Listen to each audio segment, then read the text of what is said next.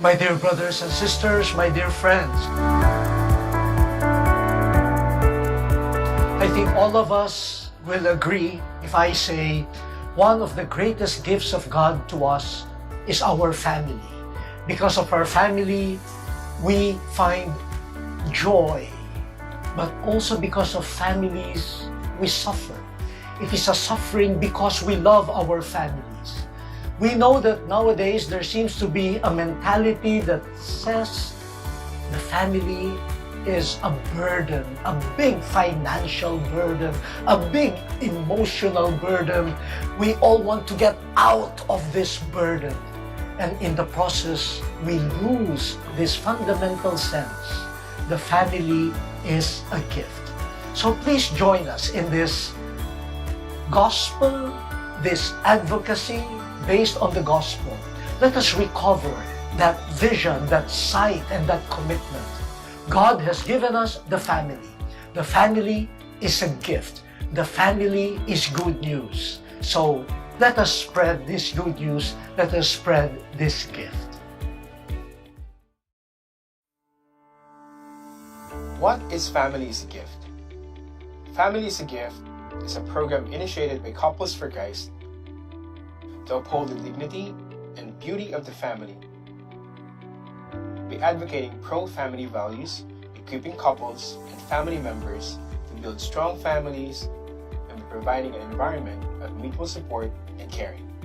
The campaign advocates pro-family values through using different media platforms to make their stand for stronger families, and that sacrifices are worth it if it's done for the family. We're giving workshops and talks that aim to answer basic questions and issues faced by families of today, like depression, chastity, and same-sex attraction. And provide an environment of mutual support and caring by accompanying families in their journey in building a Christian family. Family is a Gift partners with schools, parishes, and dioceses to bring that advocacy to the families. It provides topics for families, couples, young professionals, youth, and seniors. The advocacy also provides specialized topics given by experts in different fields, such as parenting the digital generation,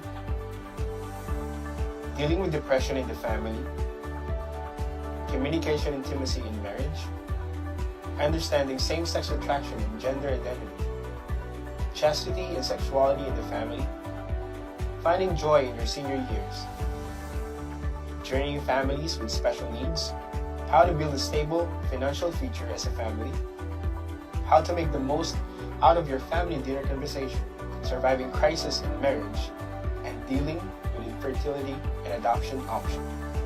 Be an advocate.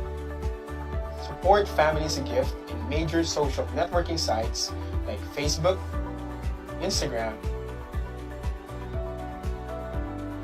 Family is a Gift. It's worth it.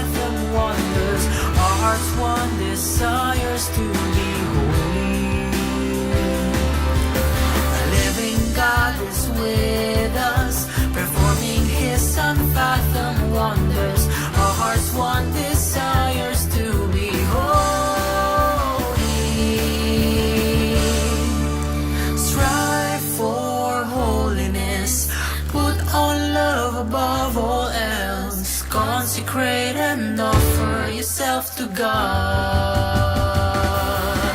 Strive for holiness, put on love above all else. Consecrate and offer yourself to God. Strive for holiness, put on love above all else. For tomorrow He'll do wonders among us.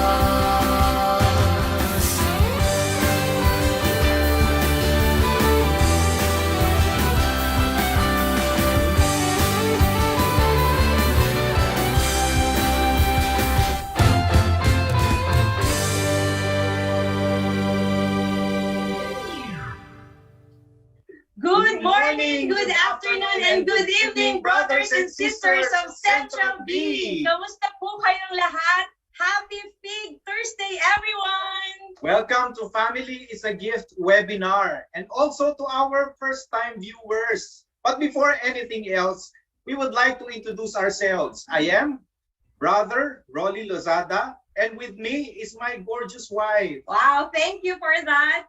It is my privilege to be your co-host. I am Sister Maricel Lozada.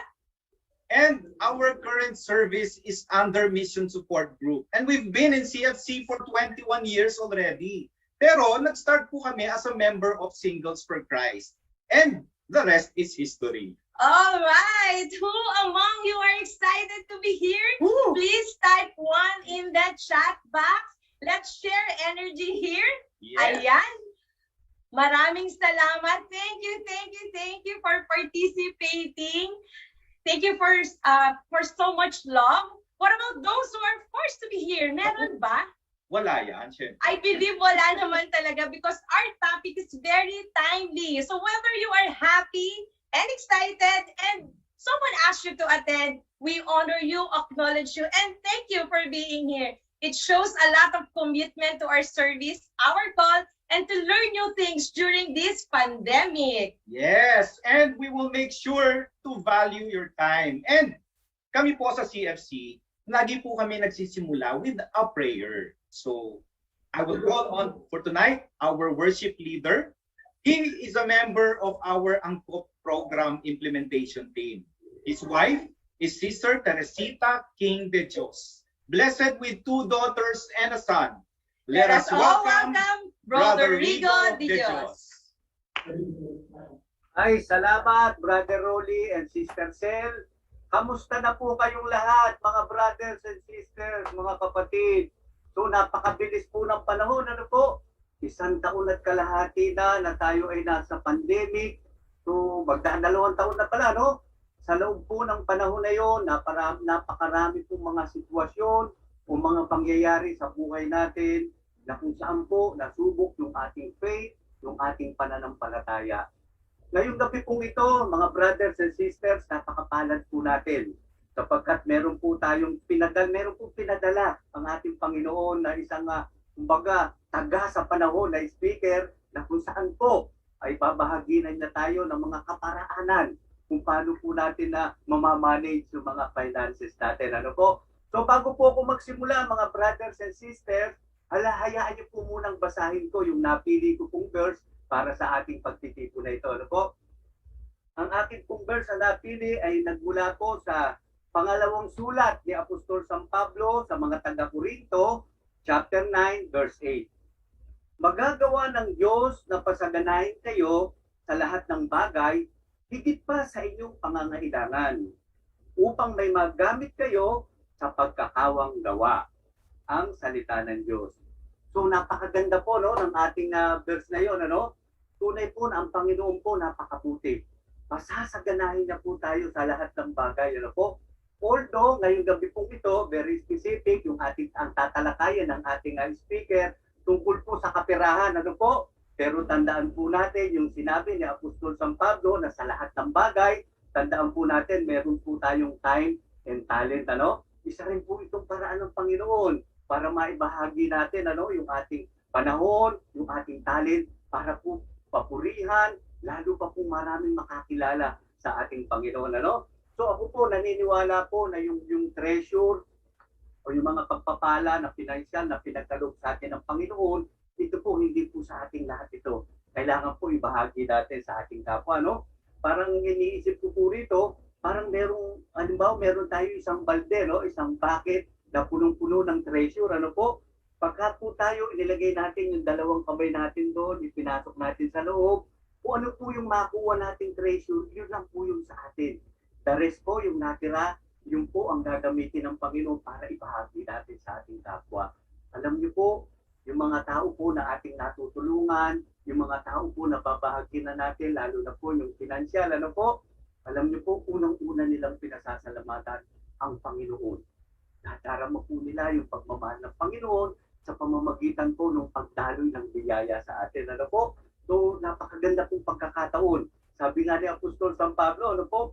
Samantalahin daw natin ang lahat ng pagkakataon na makagawa tayo ng kabutihan sa ating kapwa. No? So, naisip ko lang po pag pinag-usapang kayamanan, alam niyo po, tayong lahat mawawala naman sa mundo. No? Maganda po na ma-bless tayo ng treasure o ng kayamanan, pero meron nga pong sinasabi na the love of money is the root of all evil. Ano? Kapag tayo po nakapailalim sa pangyarihan ng salapi o ng pera, naku, medyo mapapaliw po tayo sa Panginoon. Ano? Dapat po, tayo po ang kumukontrol. Tayo po ang magkaroon ng authority sa pera o sa salapi. Ano po? So naisip ko lang din po, kung ikaw po, no? Halimbawa, ikaw ang may-ari ng buong Boracay, ano? White sand, napakaganda, no? Pag pumunta ka dun sa Boracay, may private plane ka, pero tandaan po natin, mga brothers and sisters, ano? Pagka nawala ka dito sa mundong ito, pagka namatay ka na, ni isang piraso, ni isang butil, yung white sand na yun, wala kang madadala. Ang tangi lang pong gusto ng Panginoon para sa atin, mag-ipon po tayo ng kayamanan sa langit, ano? At ito po yung ginagawa natin na paglalaan natin ng time, treasure, and talent sa ating kapwa, no? So, napakaganda po, no, na ang bawat isa po sa atin ay tunay po ng magkaroon ng pagkakataon para makatulong sa ating kapwa, no? So, with that po, inaanyayahan ko po kayo sa isang maikling prayer. Sa ngalan ng Ama, ng Anak, ng Espiritu Santo. Amen. Panginoon, una po sa lahat ay pinupuri at tinadakila ka namin, Panginoon. Lord, maraming salamat po sa gabing ito. Salamat po sa aming speaker na gagamitin mo pong daluyan ng iyong karunungan, ng iyong wisdom upang maturuan po kami kung paano namin mapangasiwaan ng maayos ang aming kapirahan o yung finances namin, Panginoon. Lord, dinadalangin po namin, naggabayan mo po siya ng iyong banal na espiritu. At Lord, dinadalangin din po namin lahat ng participants, lahat po na nakikinig dito, Panginoon, ay padaluin mo po yung banal na espiritu upang maisabuhay po namin, maisagawa yung aming matututunan sa gabi ito. Lord, dinadalangin din po namin na maging maayos po yung aming internet connection, maging stable po ito, at alam po namin ikaw ang tunay na Diyos ng kaayusan, at lahat po ay magiging maayos sapagkat ikaw ang mangunguna at maghahari sa pagtitipong ito. Lord, bilang papuri, parangal, pasasalamat at pagtakila sa iyo, Panginoon, buong sigla, buong lakas na naming papupurihan at pasasalamatan, Panginoon, sa pamamagitan po ng aming praise and worship song.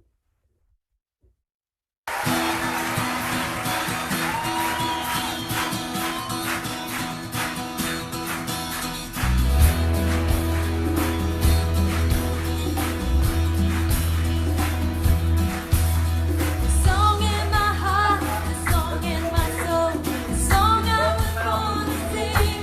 It's your song of freedom. Now I'm free to dance again.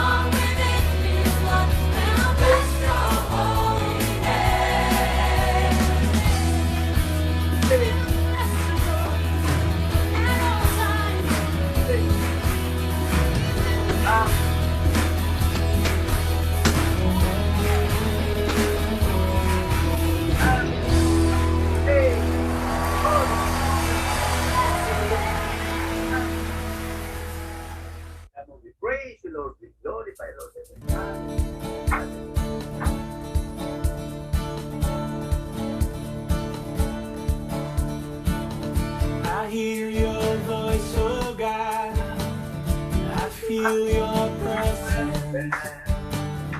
I have grown in love with you. What I only want is you, Lord. Your grace is sufficient. Your embrace is all I need to be with you, my God. It's all I ever desire. Oh, God is enough for me.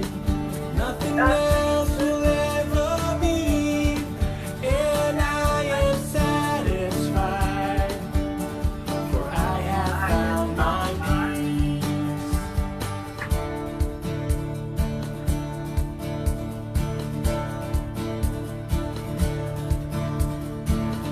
I hear your voice, oh God.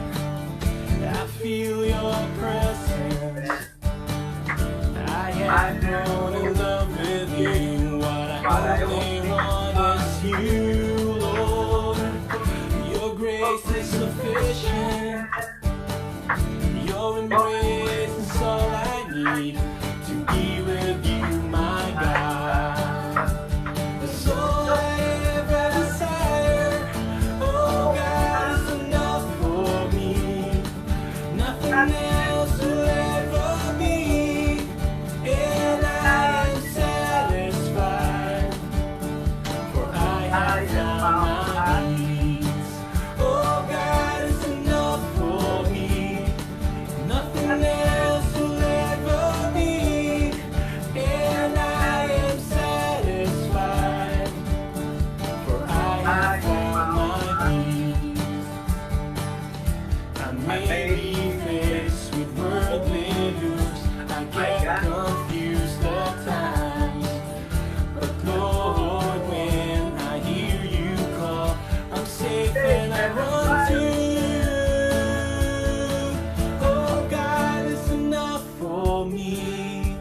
Nothing ever be, and I am satisfied, for I have found my peace. Oh, God is enough for me. Oh, God is enough for me. Oh, God is enough for me, for I have found my peace. Praise, glorify you. Hallelujah.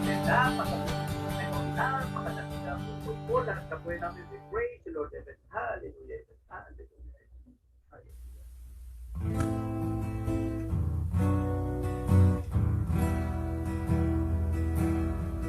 At all times I will bless him. His praise will be my mouth. My soul makes its boast in the Lord. The humble and will hear of him. The afflicted will be glad and join with me to magnify the Lord. Let us exalt his name together forever. I sought the Lord, he heard me and delivered me from my fears. Let us exalt his name together forever. Oh, sing his praises, magnify the Lord. The angel of the Lord encamps round those who fear his name, to save them and deliver them from harm. Though lions roar with hunger, we lack for no good thing. No wonder then we praise him with our song. Let us exalt his name together forever. I sought the Lord, he heard me and delivered me from my fears. Let us exalt his name together forever. Oh, sing his praises, magnify the Lord. Come, children, now and hear me. If you would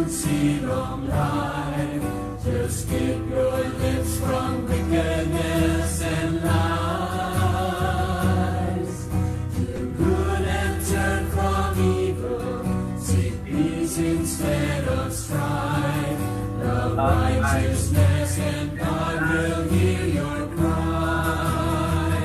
Let us exalt His name together forever. I sought the Lord, He heard me and delivered me from my fears. Let us exalt His name together forever. Oh, sing His praises, magnify the Lord. Let us exalt His name together forever. I sought the Lord, He heard me and delivered me from my fears. Let us exalt His name together forever. Oh, sing His praises, magnify the Lord. Oh, sing His praises, magnify the Lord. Oh, sing His praises, magnify the Lord.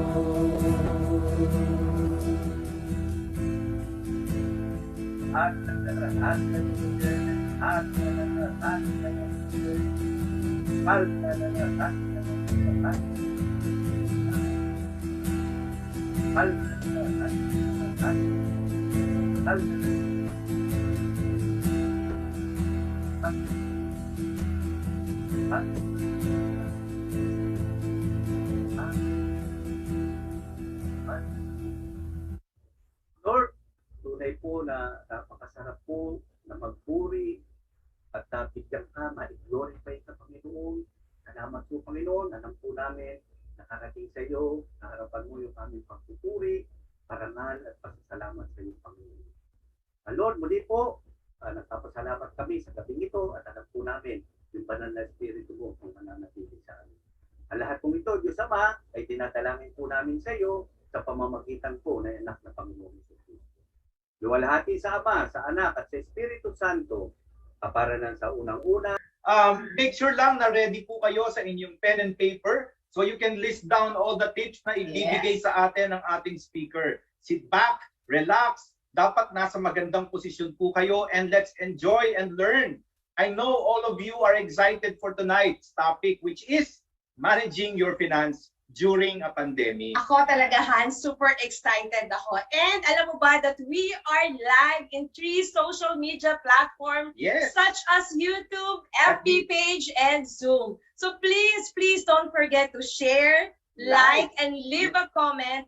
And you can also smash that heart emoticon to show your love, excitement, and energy to us, especially to our special speaker for tonight.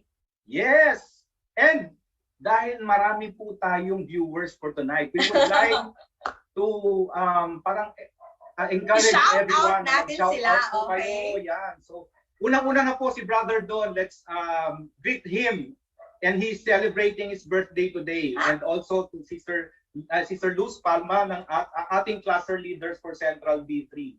And welcome to our cluster leaders as well. So sila Brother Marco Flores, Brother June Dolin, and Brother Boy Gasgonia. Thank you so much sa lahat po ng support and for being here for tonight. Hi also sa ating mga Kids for Christ, ating mga Singles for Christ, Young Youth for Christ, and sa lahat po ng ating mga ministries. Yan. So, and also other mga non-members na ating mga kasama sa gabi ito. And let's read more comments and shout out to our viewers. Yes. And hindi lang tayo locally, shout out to Brother Rahu Jose and Sister CG all the way from CFC, India. Good evening po sa inyong lahat. Good evening. Shout out also to SFC Santo Rosario Chapter, Household Leader Sister Maureen Barbosa, and SFC Chapter Leaders Brother John Lood, Sister Glider Lozano. Good evening. Welcome to Feed Family is a Gift webinar. Yeah. Greetings also. Marami talaga tayong viewers to YFC Couple Coordinator of My Bunga, Tito Paul and Tita Jen Sandoval. And meron tayong mga guests from Equest Financial Coaches headed by Tito Ross Huson. Hi po! Coach Chikoy and Coach Rose Calio. Hello, welcome to our session po. Yan. So before we officially begin our talk for tonight, we are privileged na ngayong gabi po ay ipapakilala namin sa inyo ang aming sector head. This aming pong sector head, they will give us their opening remarks. Again, let's welcome Brother Chris and Sis Marivic. Yun. Good evening mga kapatid. Good evening po. Good evening po lahat. Good evening. Yan. Anyway, praying that everyone is healthy and safe. Yung mga kapatid, medyo mataas pa rin yung ano natin ngayon ha, yung cases, pero praise God kasi marami na sa atin ang fully vaccinated. Yun. Anyway, kapit lang tayo sa Diyos mga kapatid kasi alam naman natin, Diyos lang talaga ang makakapagbagaling sa atin at Diyos lang talaga ang makakapagligtas sa atin. And alam nyo, napaka-timely talaga nitong topic natin for tonight. Kasi di ba, pag-uusapan natin for tonight is managing your finances during a pandemic. Yan. And alam nyo, isa pang blessing, yung speaker natin for tonight, actually grabe yung schedule niya, napaka-busy niya and napakagaling na speaker. And itong topic na itong ika nga 40 niya, no?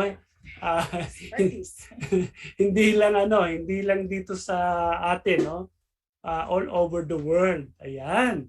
So hindi ko na patatagalin mga kapatid, siguradong marami tayong matututunan sa kanya ngayong gabi.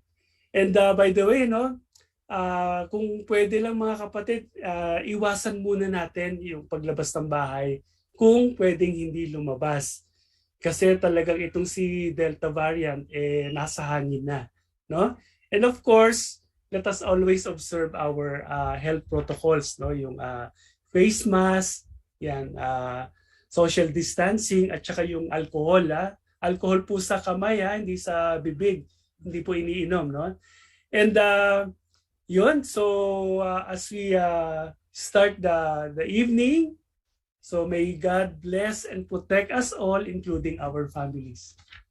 Yun, okay. Yun, so thank you so much, Brother Chris and Sis Marivic, for the inspiring message. And we honor this couple for their untiring service and support sa atin pong sector. Maraming salamat po. Yes, and I really love this couples, Tita and Tito, especially their signature color, purple, because of its calmness, energy, and alam mo ba that the color represents meaning of wealth, creativity, wisdom, just to name a few lang naman po.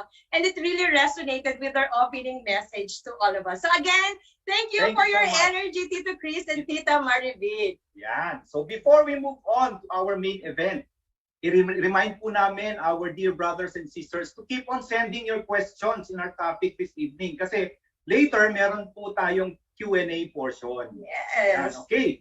So let's get this started. And we're sure na lahat po tayo excited to learn and get some tips on how we can budget our income, especially now that we are experiencing pandemic. Kaya naman, wag na nating patagalin ito. Yes. Yan. So our speaker for tonight is a member of Trustees of Couples for Christ. He has been with CFC for the last 27 years and has served in various capacities, including chairman of CFC for 2 years. From 2019 to 2021. And he has been a banker all his work life for the past 38 years with such bank as BPI, UCPB, China Bank, and Land Bank. Wow. He worked longest in Citibank for 18 years in the Philippines, Vietnam, and Australia as treasurer and sales and trading head as his last assignments. Before his retirement last year, he was the president of First Metro Investment Corporation, the largest investment house in the Philippines. Wow. And he continues to be active in the financial markets as an independent director in some financial institutions and lectures in seminars by Phoenix, DST, and DAT. He used to be a part-time lecturer in De La Salle University and College of St. Benilde. He also a regular speaker in Family is a Gift and Young Couples program on the subject of financial literacy, saving, and investment. He has been married for the last 36 years to Sister Carol and has 4 sons, 2 who are married and 1 baby granddaughter. Brothers and sisters, let us all welcome Brother Raboni Francis B. Ardanilla, or Brother Bong for short. A Round of applause. everyone.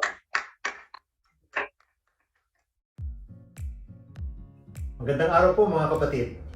Ito pong araw na ito, ako po ay magbabahagi sa inyo ng mga tips kung paano natin mapagkakasya Good ang evening, ating mga Tito kita Bong. sa pandemic na ito at siguro kahit na walang pandemic. Marami dito, alam niyo na. Ikaw ba? Sobrang Marami din ang wala dito sapagkat may kanya-kanya tayong mga sistema o pamamaraan upang pagkasyahin at palaguin ang pera natin. Halimbawa, may kilala po ako na hinahati ang pera nila sa 2 klase. Nakamute ata yun. Yung pera na nakatali sa bangko at wala po silang checkbook, yung ATM card nakatago lang sa cabinet nila at hindi nila ito ginagalaw. At meron naman po silang pera nasa mga iba't ibang mga garapon na may mga label kung saan nila ito gagastusin sa future, no? Yung iba naman po may mga envelopes na may mga nakasulat. Kung matatandaan niyo po, nagbigay po ako ng talk noong October 2020 sa kaparehong topic. Ito pong talk ngayon ay mas simple at angkop sa mga pamilya na mga may simpleng mga pangangailangan. Okay, pag-usapan muna po natin briefly, maiksi lang po ang ating ekonomiya. Yun po, pagdami muli ng mga kaso sa COVID dahil sa mga bagong variants na nanganak mula sa COVID-19 at sa kapabayaan na rin natin dahil nagluwag na tayo, hindi natin sinunod yung mga protocols, dahil inanunsyo nga yung mga vaccines na available na, baka dahil doon, naging lax tayo, naging relax tayo. At ganun po man, ito pong mga pag-surge ng virus na ito ay nakaantala po sa progress ng ating ekonomiya. Mahaba-haba pa po ang ating pandemya. 2 taon sa tingin ko bago mabakunahan ang karamihan o ang lahat sa ating mga mamamayan upang magkaroon ng significant downtrend itong virus na ito. Sa bilis naman ng kalat ng virus at ng mga variants nito, baka kailangan magkaroon ng mga booster shots o bagong mga vaccines upang masugpo ang ng agaran ng tuluyang pagkalat nito. Kaya kulang-kulang na 2 taon din po bago manumbalik ang sigla ng ating ekonomiya. Okay, bidata Zipney, meron pong 5 tips para sa pandemyang ito ukol sa ating pinansyal na paksa. At gagamitin ko po ang acronym na BUKAS. B-U-K-A-S. Bakit BUKAS? Bakit B-U-K-A-S? Kasi pag hindi mo ginawa ito, baka hindi mo na makita ang bukas mo. Joke lang po. Okay, unang tip. Letter B. Budget para mag-budge ang buhay mo. Kung ikaw ay kumikita lamang ng 250,000 sa isang taon, ang kita mo ay tax-exempt. Wala kang babayaran na tax sa kita mo. Sabihin na natin, 260,000 ang kinikita mo kada taon. Lampas na yan ng 250,000, so may tax na yan. So magkano ang take-home pay mo upang makapag-budget ka ng gusto? I-divide natin yung 260,000 by 13 kasi kasama ng 13th month pay. Nangangahulugan na ang monthly income mo ay roughly 20,000 pesos. Pero tanggalin na muna natin ang tax at ang SSS, ang PhilHealth at Pag-ibig. Kung titignan nyo ang table na ito, ang tax rate mo sa 260,000, nakita mo sa isang taon ay 20%. Alam niyo po, ang tax rate ay iba-iba, depende sa kita. Ang maximum tax rate ay 35%. At ito ay kumikita ng, dun sa mga kumikita ng 8 million pataas kada taon. So since walang tax ang 250,000 and below, yung 10,000 excess, yun lang po ang may tax. So i-divide po natin by 13 months. Ang income monthly pay ay 20,000, patawan ng 20%, and ang tax nito ay 2,000 kada buwan. For your info lang po, ito ang dalawang tax table na nagdedetalye kung ano-ano ang current tax rate hanggang 2022 sa kaliwa. At yung sa kanan naman po ay yung tax rate na magiging current starting 2023. So ano pa po ang mga deductions? Well, may SSS ka based sa SSS table, depende rin sa income mo. PhilHealth, 3% ng monthly income mo divided by 2 dahil hati kayo ng employer mo. At pag-ibig, 2% ng monthly income mo. So SSS 900, PhilHealth 300, pag-ibig 400.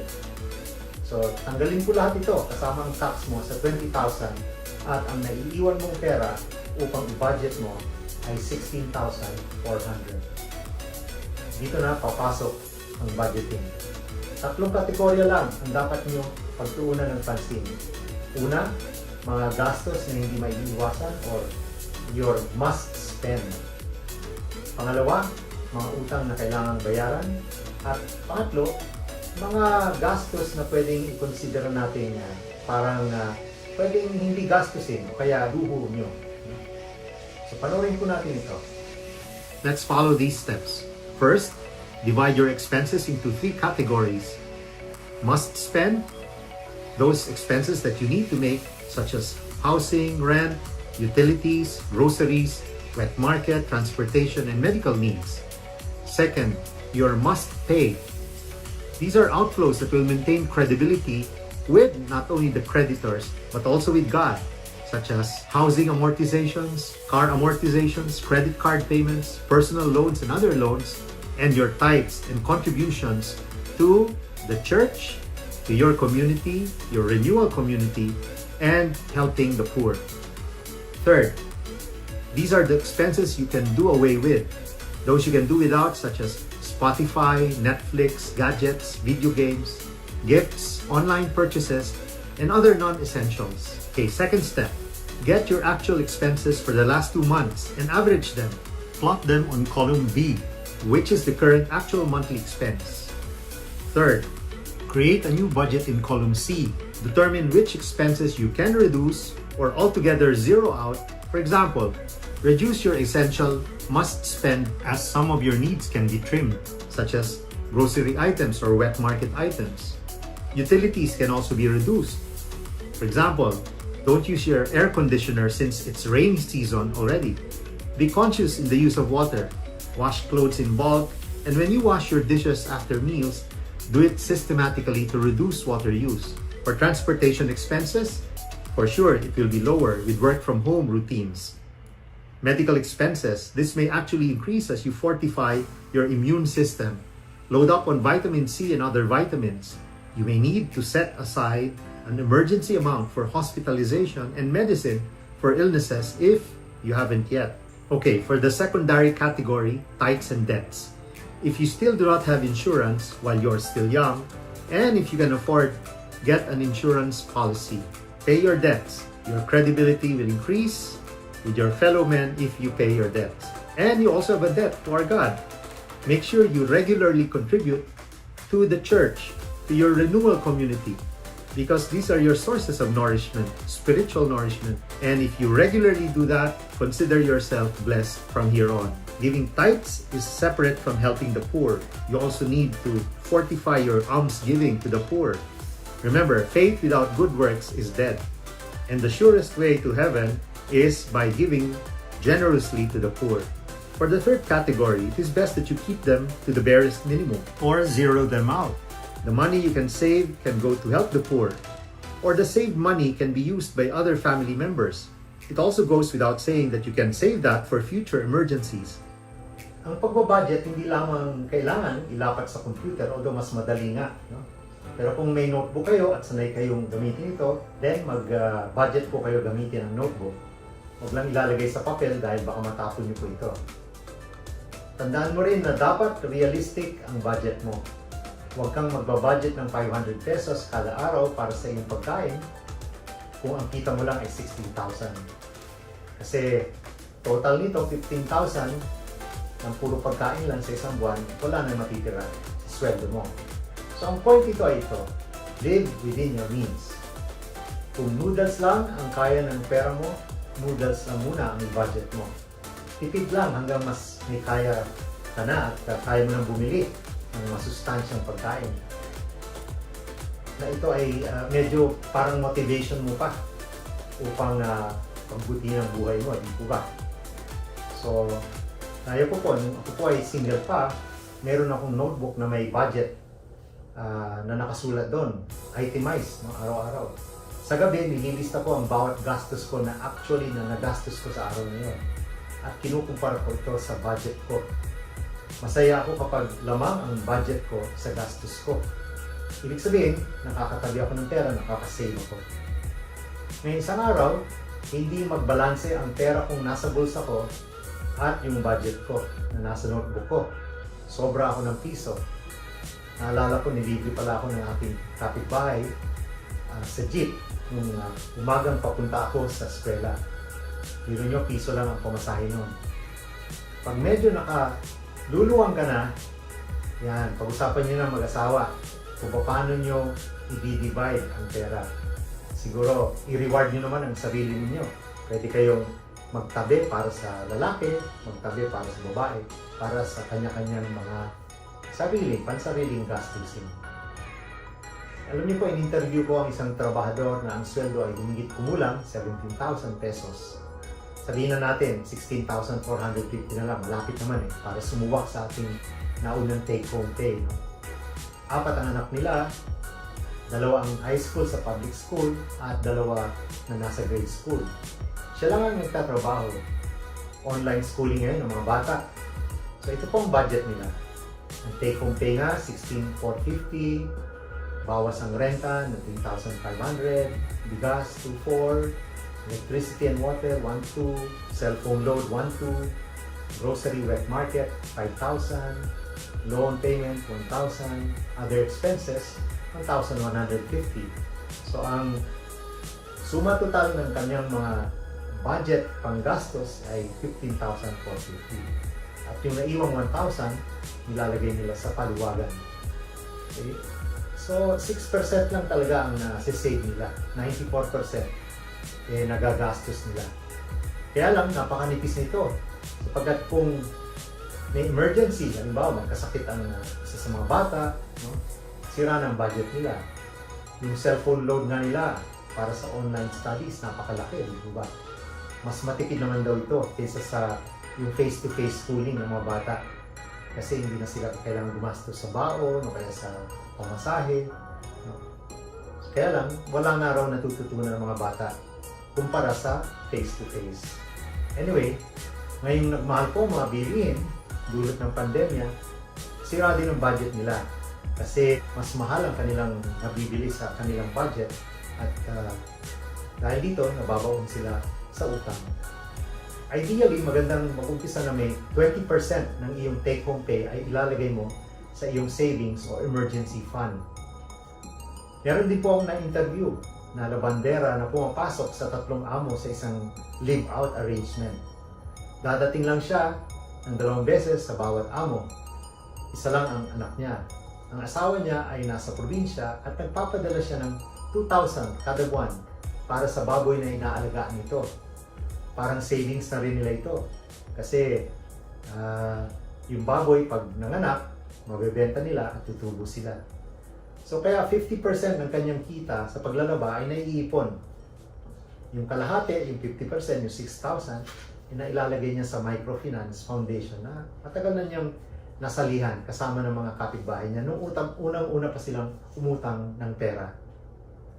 Sa 2 halimbawa na pinakita ko po sa inyo, maiintindihan natin na iba't iba ang mga pangailangan ng bawat isa sa atin. Napakahalaga na mag-budget upang mabantayan natin ang ating mga gastusin na hindi ito lalampas sa ating kakayanan upang iwas sakit ulo sa atin sa kinalaunan. Pangalawang letter U. Utang mo, bayaran mo. Huwag kang uutang kung hindi mo kaya bayaran. Sasakit lang ang ulo mo pag hindi mo nakontrol ang pangungutang mo. Lalong-lalo na kung ang pag-utang mo ay para sa mga bagay-bagay na hindi mo naman dapat paggastusan. Madaling sabihin mga kapatid, di po ba? Ngunit mahirap gawin. Sa makatuwid, tingnan natin ang kalakip nito. Upang hindi ka umutang, mag-budget ka ng tama. 4 lang po ang aking mga ideya o payo patungkol sa pag-uutang. Una, bago ka umutang, pag-isipan ng ilang beses kung makakabayad ka sa takdang oras. Pangalawa, pag-isipan mo rin kung saan mo gagamitin ang uutangin mo. Kung ito ay para sa emergency, siyempre hindi mo maiiwasang umutang. Kung nag-aagaw buhay, ang mahal mo sa buhay, kung nasunugan ka, kung may delubyo, walang ibang kailangan gawin kundi umutang, di po ba? Pero kung ang pag-utang mo ay dahil gusto mo lang ng lifestyle na hindi mo naman kaya, dapat huwag kang utang. In fact, dapat mag-scale down ka pa sa lifestyle mo. Halimbawa, kung di mo kaya magrenta ng condominium o bahay sa isang magandang lugar, huwag kang magpapanggap na kaya mo. Magpakumbaba ka at magrenta ka na lang ng tirahan sa isang lugar na angkop sa kinikita mo. Okay po ba yun? Pangatlo, kung hindi ka makakabayad sa tamang oras, huwag kang magtago. Magsabi ka, mas magtitiwala ang nagpautang sa iyo kung aabisuhan mo siya. At pang-apat, humingi ka ng tulong sa Panginoon. Yung ibang mga desperado at wala nang magawa ay ang coping mechanism nila ay drugs at alcohol upang makalimot. Ibahin mo ang sarili mo. Walang kahantungan ito kung hindi mas malulubog ka sa iyong problema. Iwasan ang kasalanan. Lumapit sa Panginoon, magsumikap. May kasabihan, do your best and God will take care of the rest. Magtiwala. Sa paggamit naman po ng credit card, ito ang aking mga tips. Una, huwag gagamit ng credit card kung makati ang mga kamay mo sa pagbibili-bili at paggagastos-gastos. Pangalawa, huwag bibili ng installment gamit ang credit card. Iwasan ng tukso dahil baka hindi mo ma-monitor ang paggamit nito at baka mabulagta ka na lang na ang installment payment mo pala ay kasing laki na o lalampas na sa sweldo mo kada buwan. Pangatlo, gumamit lang ng 1 o 2 credit card kung sakaling ang gagamit ka. Tandaan mo na nakadisguise sa installment ang laki ng interest na binabayaran mo. Kung hindi ako nagkakamali, ang mga bangko ay kumikita ng umaabot na 24% per annum sa interest. For comparison, kung ang tinatanggap mong interest sa time deposit mo para sa isang taon, kada taon to ay 2%. Luging-lugi ka dahil nagbabayad ka ng utang na 24% kada taon. Malilin lang ka ng mga advertisement na 2% lang ang interest sa installment payment. Pag ginawa mong 12 months yan, 2% plus 2% plus 12, 24% po yan. Kahit na 0.5% lang kada buwan ang advertisement ng installment payment, mababa na po yan, di po ba? Sabihin nyo na. Pero pag sinuma total mo yan, sa loob na isang taon, 6% din yan. Lugi ka pa rin kasi 2% lang ang kinikita ng time deposit mo. Okay, so pangatlong letter na po tayo. Letter K. Kay Lord galing, kay Lord ibabalik. Alam niyo po, marami sa atin ang hindi naniniwala sa kasabihan at siyan rin ang nakasaad sa Galatians chapter 6 verse 7. Ano ito? Kung ano ang iyong itinanim, ito ang iyong aanihin. Isa pang guidepost sa ating ay galing sa Luke chapter 6 verse 38. Magbigay kayo at kayo bibigyan ng Diyos. Gustong takal, siksik, liglig at umaapaw pa ang ibibigay sa inyo. Sapagkat ang panukat na ginagamit ninyo sa iba ay siya rin gagamiting panukat sa inyo. Magbigay ng tithe sa simbahan at sa inyong renewal o charismatic community at gawin itong regular. At makikita nyo na si Lord ang bahala sa inyong mga pangangailangan. It goes without saying na tumulong rin kayo sa mga nangangailangan, sa mga mahihirap. At kayo ay gagantimpalaan ng ating Panginoon. Okay, panoorin po natin ito tungkol sa tithes. Hi, I'm Joanne Sarah. I'm the eldest in the family with 6 younger siblings. We were orphaned at a very young age. Our mother died when I was 15, and my dad passed away when I was 19 years old. There were many questions at that time. How could orphan children ages 19, 17, 16, 14, 13, 11, and 6 years old will face the future? How will we finish school? How will we survive? It was difficult to understand God's plans. I became an instant breadwinner when I started working. Financial challenges became part of our daily lives for many years. I would always be worried during the tuition fee season. Many times I would fear for our meals for days ahead until the next salary day. There were times I would eat for lunch the leftover sandwiches from company meetings. I always cried to the Lord, when will this all end?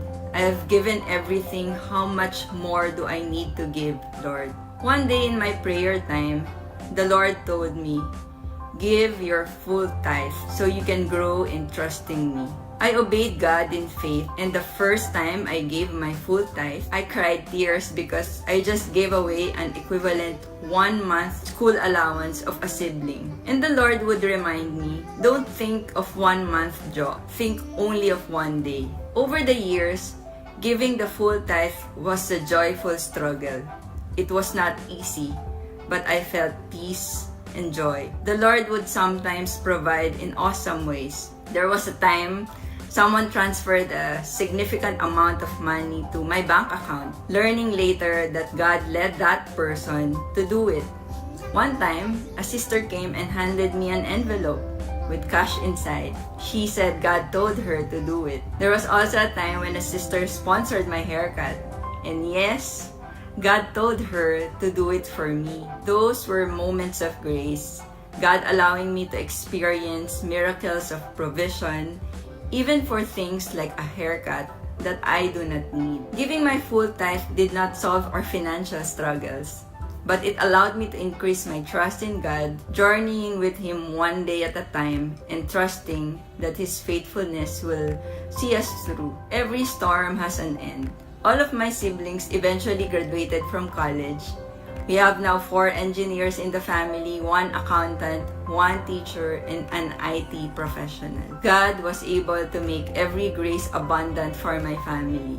He provided for our needs. Eventually, I got married. My husband RJ started a real estate brokerage business. At that time, we only needed 1 sale a month to survive. But one faithful day, God gave us 33 property sales in 1 day. I call it with just one touch of God's favor, our lives completely changed. And it did not stop there. The 33 sales became 300 sales within 6 months, and our property sales continued to skyrocket, growing exponentially for several years. Our financial problems could have been solved with one touch of God's favor then, but God chose to train our hearts first, and God patiently waited until my husband RJ and I were ready to receive the bountiful blessings in His perfect time. Indeed, the Lord is true to His promise that whoever sows bountifully will also reap bountifully.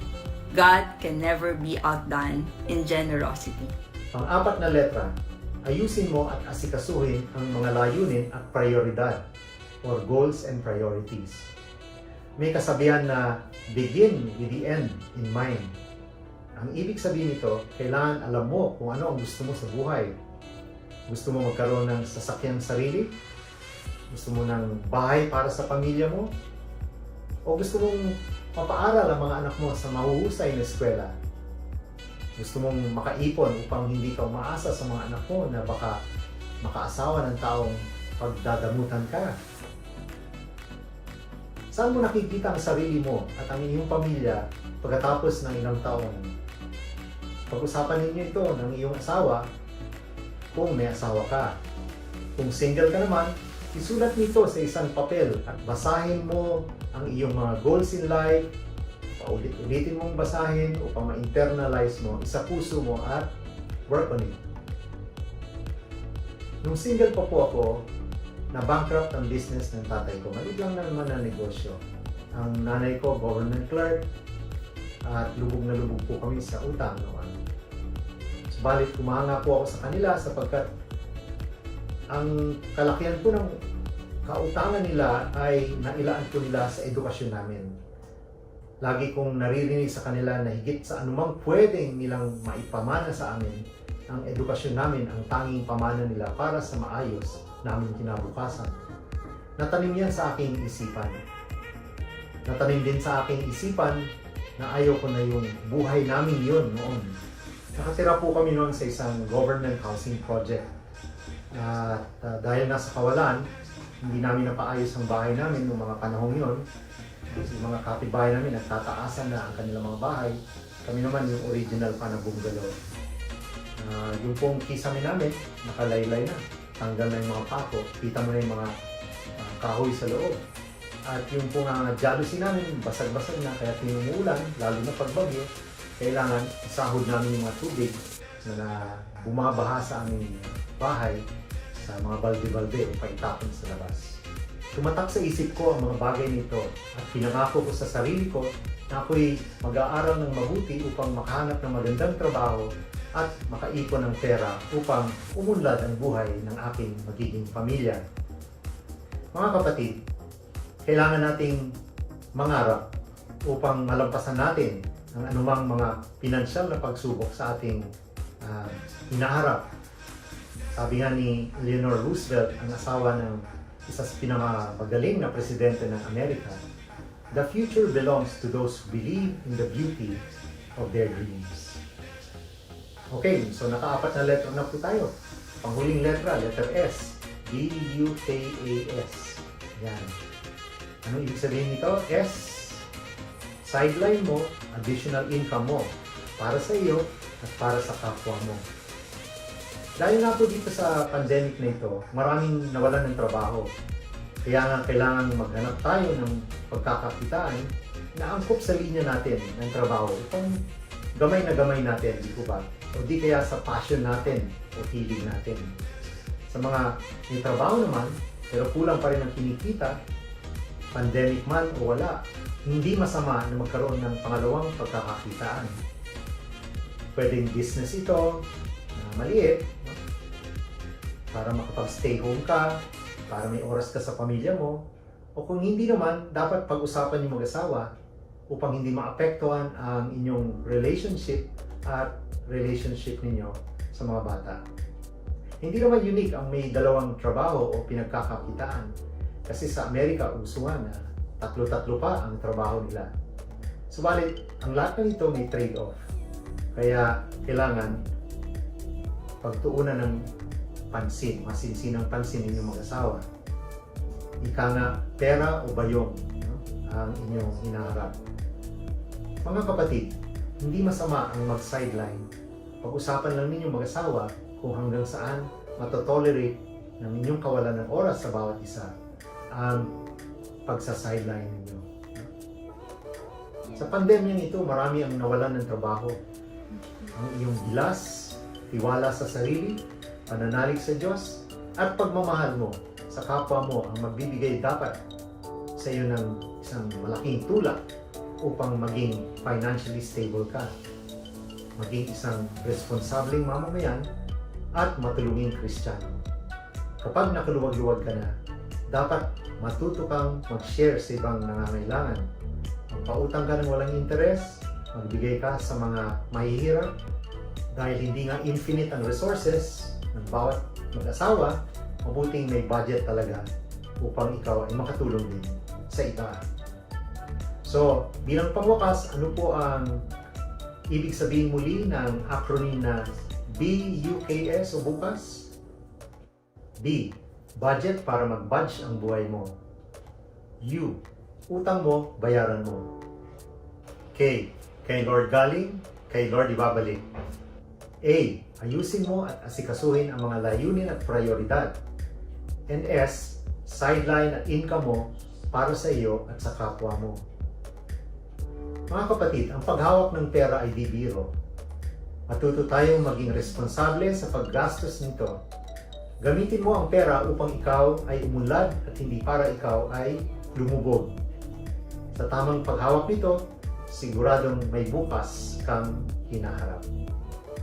Magandang araw po sa inyong lahat and God bless your families.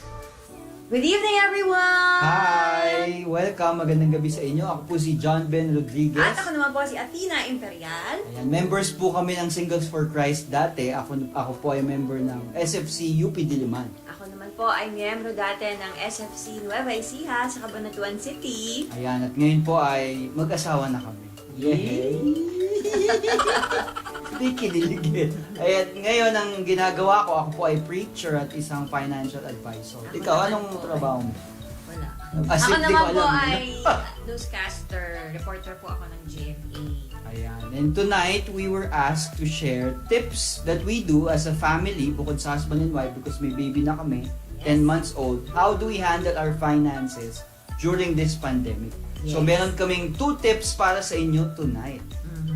Mahirap kasi ngayon mag-handle din ng ng budget dahil nga pandemya. Talagang halos lahat naapektuhan po yung sources of income. Sa family po namin, ako, dati nag-host pa ako or nag-anchor pa ako ng news bulletins, meron pa akong newscast na ina-anchor.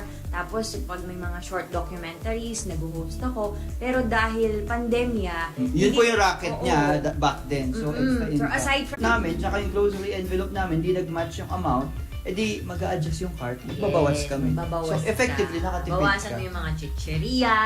Wala naman akong ganun. Peanut butter, mga palaman. Oy, tuloy mo na. Okay, so electricity nandito din. So, pagka nakita mo na yung binayaran mo last month, naku, mataas na. Hindi More or na less, siya, may average kami yeah, kinuha. hindi na siya, kumbaga, Hindi nila nakikita. hindi na siya tugma dun sa nilalaan nyo every month. Parang nag-uusapan nyo, ano ba pwede nating tipirin next month? Diba? So, kung pwede naman palang yung pinakuluan yung tubig, ilagay nyo muna sa thermos kasi lagi nyo pinapakuluan every time. Diba? Totoo Magastos, yun. Oo, mas magastos, magastos. So, mag-a-adjust kayo dun sa nilalagay nyong budget. So, ayun pa, meron din kaming yung sa SSS and yung sa mga PhilHealth, ganyan, investments namin, mutual namin. funds, insurances namin, Yes. health protection plans, lahat po yan naka-envelope. Pati yung mga panggastos sa kotse, lahat Tama. pang-register, So, ganyan. never really know kasi minsan yung Oo, kotse hindi mo na masira nakikita, pala, ay. ganyan. Meron din SSS, Oo. ayan. Kasi siya voluntary siya Ako kinakaltas sa sweldo. Tapos, Oo. nagbabayad din. Tapos meron din kaming sustento para sa nanay ko, kasama Oo, dito yung kasi- mommy envelope. Siyempre, para yung tulong na binibigay namin for the medicine ng nanay ko, tsaka allowance niya, hindi rin nakakaligtaan. So, maganda. Tapos may charity din po kami. Ayan. Charity.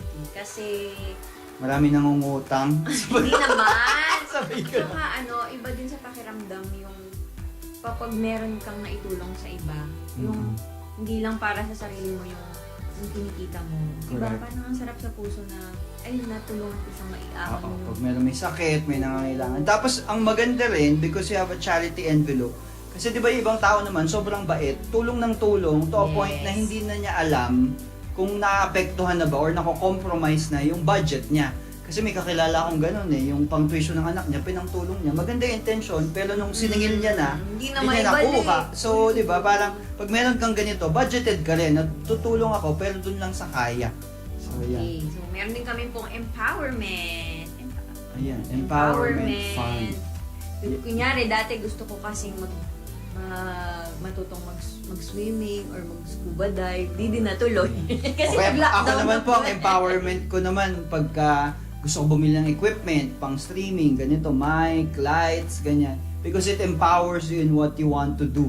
So, kaya siya empowerment. So, para sa iba, ano yan? Books, gadgets, ganyan. Depende sa inyo. Pero Gusto ito ko parang nasa number 2 na natin to. Oh, hindi yan yung primary. Yung primary, mga basic needs. Ito nasa ano yan, enjoyment and empowerment funds. Ito yung itong sinasabi namin na pangalawa na dun sa tip na gusto namin ibahagi sa inyo. Ito yung reward yourself. Kasi di ba, lalo ngayong pandemic po, nakakapagod na, ay, kayod kalabaw ka, tapos talagang sinisave mo, kung kailan lang kailangan, saka mo ilalabas. Paano naman yung mental health mo, lalo na po, well, kasi kami, work from home, so talagang apektado. At lalo na kung nakakulong kayo sa bahay lang, minsan condo lang, tapos di ba, hindi ka makalabas, hindi mo ma-meet yung friends mo, so somehow, nakaka-suffocate siya, no? So, kailangan i-reward mo yung sarili mo para naman ma-enjoy mo. Bakit ka ba nagtatrabaho? Di ba para sa sarili mo, para sa pamilya mo? Kapag nandyan lang siya, nakatago, parang feeling mo enslaved ka rin ng trabaho. So, para gumaan ang buhay at para, kumbaga, magkaroon ng retreat ikaw para sa sarili mo, parang bumili ka na makakapagpasaya sa'yo. Pwedeng food, pwedeng AirPods. Sige, bili ka, meron kayong empowerment fund di ba? Sabi ko. Pero totoo yun, kasi po di ba minsan, nakala natin kapag ka nagbabudget ka at nagtitipid, tama naman, sinisikipan mo yung sinturon mo, tinitipid mo yung sarili mo, pero not to the expense of you not enjoying your money because merong amount na allowable na pwede mo i-enjoy. Kasi katulad kami, dahil naka-budgeting, naka-envelope naman, so yung para sa kinabukasan na paglagyan na ng amount, yung para kay baby, yung mga mahalaga. So yung mga extra pang natira, ilalagay din dun sa sa enjoyment. So ang isa pa namin paborito dyan, yung travel. Travel! Hindi na nakikita. Ayan. So kahit pandemic, kahit papaano nilalagyan pa rin yan para pag tapos na yung pandemic. Oo, we'll never know, diba? So parang ganon. So there's always a balance. You can enjoy your money. Kasi I'm sure yung a certain portion of you watching, masyado naman tinitipid kasi masyadong takot na baka wala nang gagastos na kinabukasan. Okay lang, basta nasa tamang budgeting. Yun ang Yes, so una muna talagang paglaanan yung needs nyo. So stick to your budget. That's tip number 1. Don't forget to reward yourself Yay. because you deserve it! Deserve it! Ayan, so kung meron ka po kayong mga questions or kung gusto nyo mag-consult sa amin, ito, nandito po ang aming social media account. Ayan, just follow us and send us a DM, PM, ano nga ba tawag ng mga mas bata ngayon? DM daw Message me. Ayan. So para we can answer you. Kasi yun nga, bilang mag-asawa, isang mahalagang aspeto yan na okay kayong dalawa sa pera. So kami po, so far, hindi pa naman tayo nag-away tungkol sa pera. Hindi, kasi nasa akin naman lahat yung... Oo, yun. Kasi yun po yung budgeting namin. Pagkapasok ng sweldo, binibigay ko po sa kanya lahat. Ako nagbibigay na kanya. So, walang away. So yan, again, salamat po sa inyong lahat. Ako po si John Ben Rodriguez. And I'm Athena Imperial Rodriguez. Bye-bye. Bye!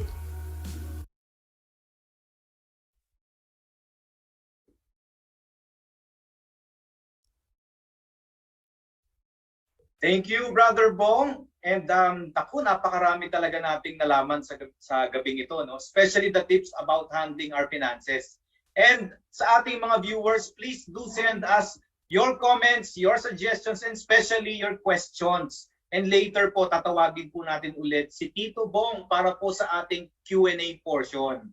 But before that, gusto ko mag-share about my learnings ngayong gabi.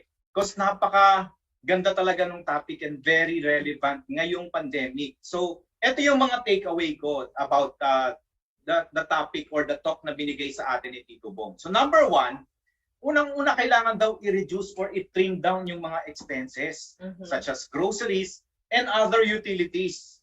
Ang tip ko sa pag-grocery, una, kailangan daw mag-grocery na kailangan busog ka. Kasi pagka gutom ka, ang dami mong makikita. Andyan yung chichirya, andyan yung chocolate, andyan yung ano. So mawawala talaga yung focus mo dun sa main na kailangan mong bilhin. Tapos, kanina nga binubulangan ko to. Sabi ko, siguro dapat pang nag-grocery, brothers na lang ang mag-grocery, hindi nakasama ang mga sisters. Okay. Di po. Noted. Ako magagalit po sa akin ng mga sisters. Kasi pag ang brother, kung ano lang yung aisle na pupuntahan, yun lang yun, nakafocus yun. Pero pag sisters po, ay, ang dami po niyan hanggang sa kasuluk-sulukan ng grocery. Tama po ba mga brother?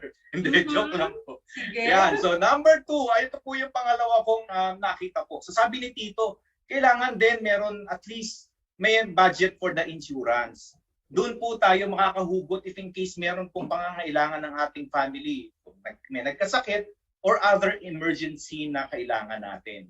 And number 3, live within your means. Kung ano lang po yung ating kakayanan doon sa ating budget, yun lang po ang ating gagastusin. Yan. Kaya minsan po, pagka may nakikita po ang aking misis na meron akong binibiling other expenses na hindi naman dapat pangangailangan, nakasimangot na po yan. Yan. So dapat pala talaga ganun lang. Kung Dapat ano lang yung naka-budget. naka-budget lang Okay. yan. So ikaw, Han, ano yung iyong mga natutunan sa gabi ito? Ako, ang dami kong biggest takeaway. And natatandaan ko yung acronym ni Tito Bong, which is yung bukas. And I also love the envelope system ng ating sharer. Wow. So yung sa bukas, talaga napakabilis tandaan eh. Budget wisely. Stick to your budget. Utang ay dapat bayaran. And para naman hindi rin mawala yung tiwala ng mga taong tumutulong sa atin. Opo. Kapit kay Lord talaga. And talaga naman lahat ng resources natin galing sa Panginoon. So we really have to return it. And I also believe na yung money, or I call it currency. Currency talaga dapat nagpo-flow. Hindi siya Yes. nilo-hoard. So we have to share talaga. And of Opo. course, yung A stands for ayusin ang mga priorities. And talagang, let's really learn from this challenging time. And yung last na gusto ko rin yung sideline or other basket of income. Dapat talaga nagtutulungan yung brothers and sisters, lalo na sa panahon ngayon. So ang dami kong aha moment and learning for this session. Yan. So parang nag-talk na po siya. No? So thank you again. Thank you for sharing. And tatawagin na po natin ulit ang ating guest speaker para po sa ating question and answer portion. Once again, our speaker for tonight, Tito Bong. Bong, hello! Good evening po, Tito Bong. Ay, magandang gabi muli. Excited po ako na makasama kayong lahat. Binabati ko Kami din po. Kami rin po. Brother Art saka si Sister Marisa. Yes.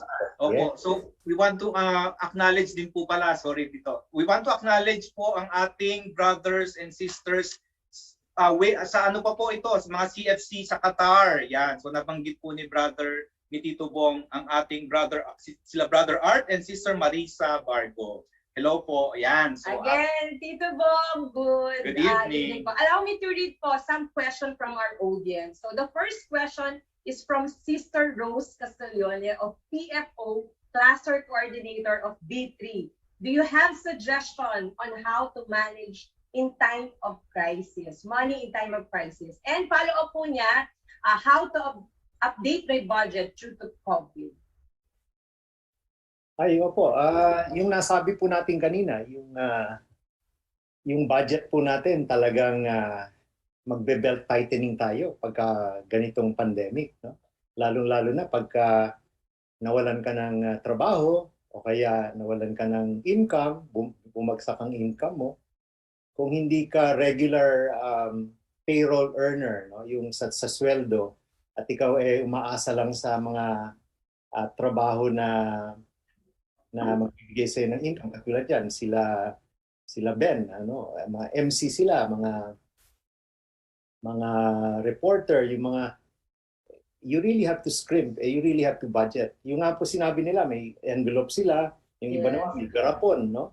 Yung mga may kakilala ko na, ako po, nagagarapon ako noon eh. Talagang, nung mabata-bata pa ako, na may label na for my clothes, for my food, lahat yan, nakahilera po lahat yan. Ito pong pandemyang ito, baka abutin pa tayo hanggang end of 2022. So kailangan nating humanap ng additional income, no? Lalong-lalo na doon sa mga nawalan nga ng trabaho. So, anong klaseng income ang pwede mong pagkakitaan o anong klaseng business? No? Marami po nagtatanong sa akin yan. Sabi ko, ano ba ang passion mo? No? In fact, meron po akong acronym, PLUSES, o plus na lang, o PLUSES. No? Acronym, P, ano ba ang passion mo? Saan ka ba magaling? Ano ba ang hilig mo? Ikaw ba ay mahilig mag-alaga ng mga halaman? Di maging plantito ka, plantita ka, di ba? Yes, ito. Ganda ka ng mga halaman. O ikaw ba ay magaling magluto, no? Magaling mag-bake. Marami na po tayong mga community markets ngayon, yung mga village markets sa Facebook, no? Bay, kung magaling kang gumawa ng bibingka o mga kakanin, di yan isang bagay na pwede mong i-offer at ibenta, no? Usually kasi maliliit lang yung mga kailangang investment sa mga ganitong mga bagay na to, no? So anong passion mo? Yun ang gawin mo na business. Pangalawa, yung letter L, less supply, high demand. Kung naalala niyo po nung nag-umpisa nung pandemic, kulang tayo sa mga mask, kulang tayo sa mga face shield, kulang tayo sa alcohol, di ba?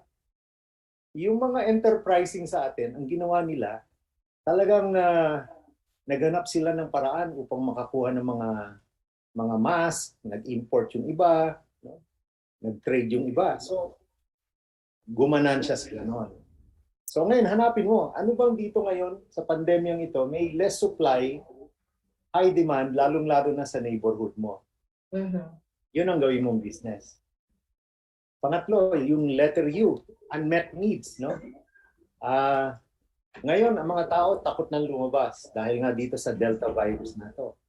So anong need nila na hindi nila napupunuan? Ito, medyo mahirap ngayon. Tulad ng halimbawa, ayaw na nila magpapasok ng labandera o ayaw nila magpapasok ng maglilinis, no? So syempre sila maglilinis, pero yung mga may kapansanan o yung mga nag-iisip na serbisyohan, yung mga may kapansanan, ang pwede nilang gawin. Magbenta sila ng mga vacuum robots, no? O kaya bumili sila sa Lazada, sila mag-deliver, no? Kasi yung iba naman hindi nagla-Lazada o nagsha-Shopee eh. O kaya lang lahat mabibili mo na sa Lazada at Shopee, no? Or pwedeng ikaw yung bumili para sa kanila. Ang dami kong kakilala na sila nakikipagsapalaran sa grocery store, sila ang bumibili, tapos sila nagdi-deliver dun sa mga bahay-bahay, no? So yun ang letter U, unmet needs, no? Letter S, yung gaya nga ng nasabi ko kanina, small investments. Ano ba yung mga small investments? Magtinda ka ng balot kung taga-Pateros ka, di ba? Kung taga Bulacan ka o Pampanga, meron din mga piggery, mga manok, magbenta ka o yung bigas, no? Sako-sako, lahat ngayon ayaw lumabas eh. Pero I'm sure you can find if you want it, you will find a way, di ba? So letter S yun, small investments lang, malilit lang yung mga naalala ko, may mga nagbebenta dito sa amin ng mga isda o kaya yung mga gulay, no? Nakakariton pa sila. So talagang para kumita lang, very small investments. Letter E, ito exports, no? Hindi yung malaki ang export. Ito yung mga para sa mga tinatarget mo yung mga OFW na umuwi na, dagsa-dagsayang umuwi. So, anong gagawin mo? Ano ba yung mga pangangailangan nila o nakasanayan nila dun sa Qatar, halimbawa, na wala dito na pwede mong servisyohan, ano? So, yung mga pangangailangan nila, mag-invest ka lang ng konting pagod, oras at saka pera, pwede mo silang bentahan. At lastly, yung letter S, yung suit up for technology. Alam niyo po ngayon, marami ng available na trabaho online. No? Hindi na kailangan magtrabaho na lalabas ka. Sa Amerika po, may mga website na tayo ngayon dito na pwedeng hanapan ng trabaho, no? Maraming nag-a-advertise na rin dyan. So, kung meron kang special skill, accountant ka, magaling ka sa English, kaya magaling ka mag-tutor, ayan, marami yan, online, pwede mong gawin. Kung gusto mo mag-vlogger, maging vlogger ka, no? Ang dami tayong mga kumikita ngayon, yung mga gusto nilang pakita kung ano yung ginagawa nila araw-araw, no?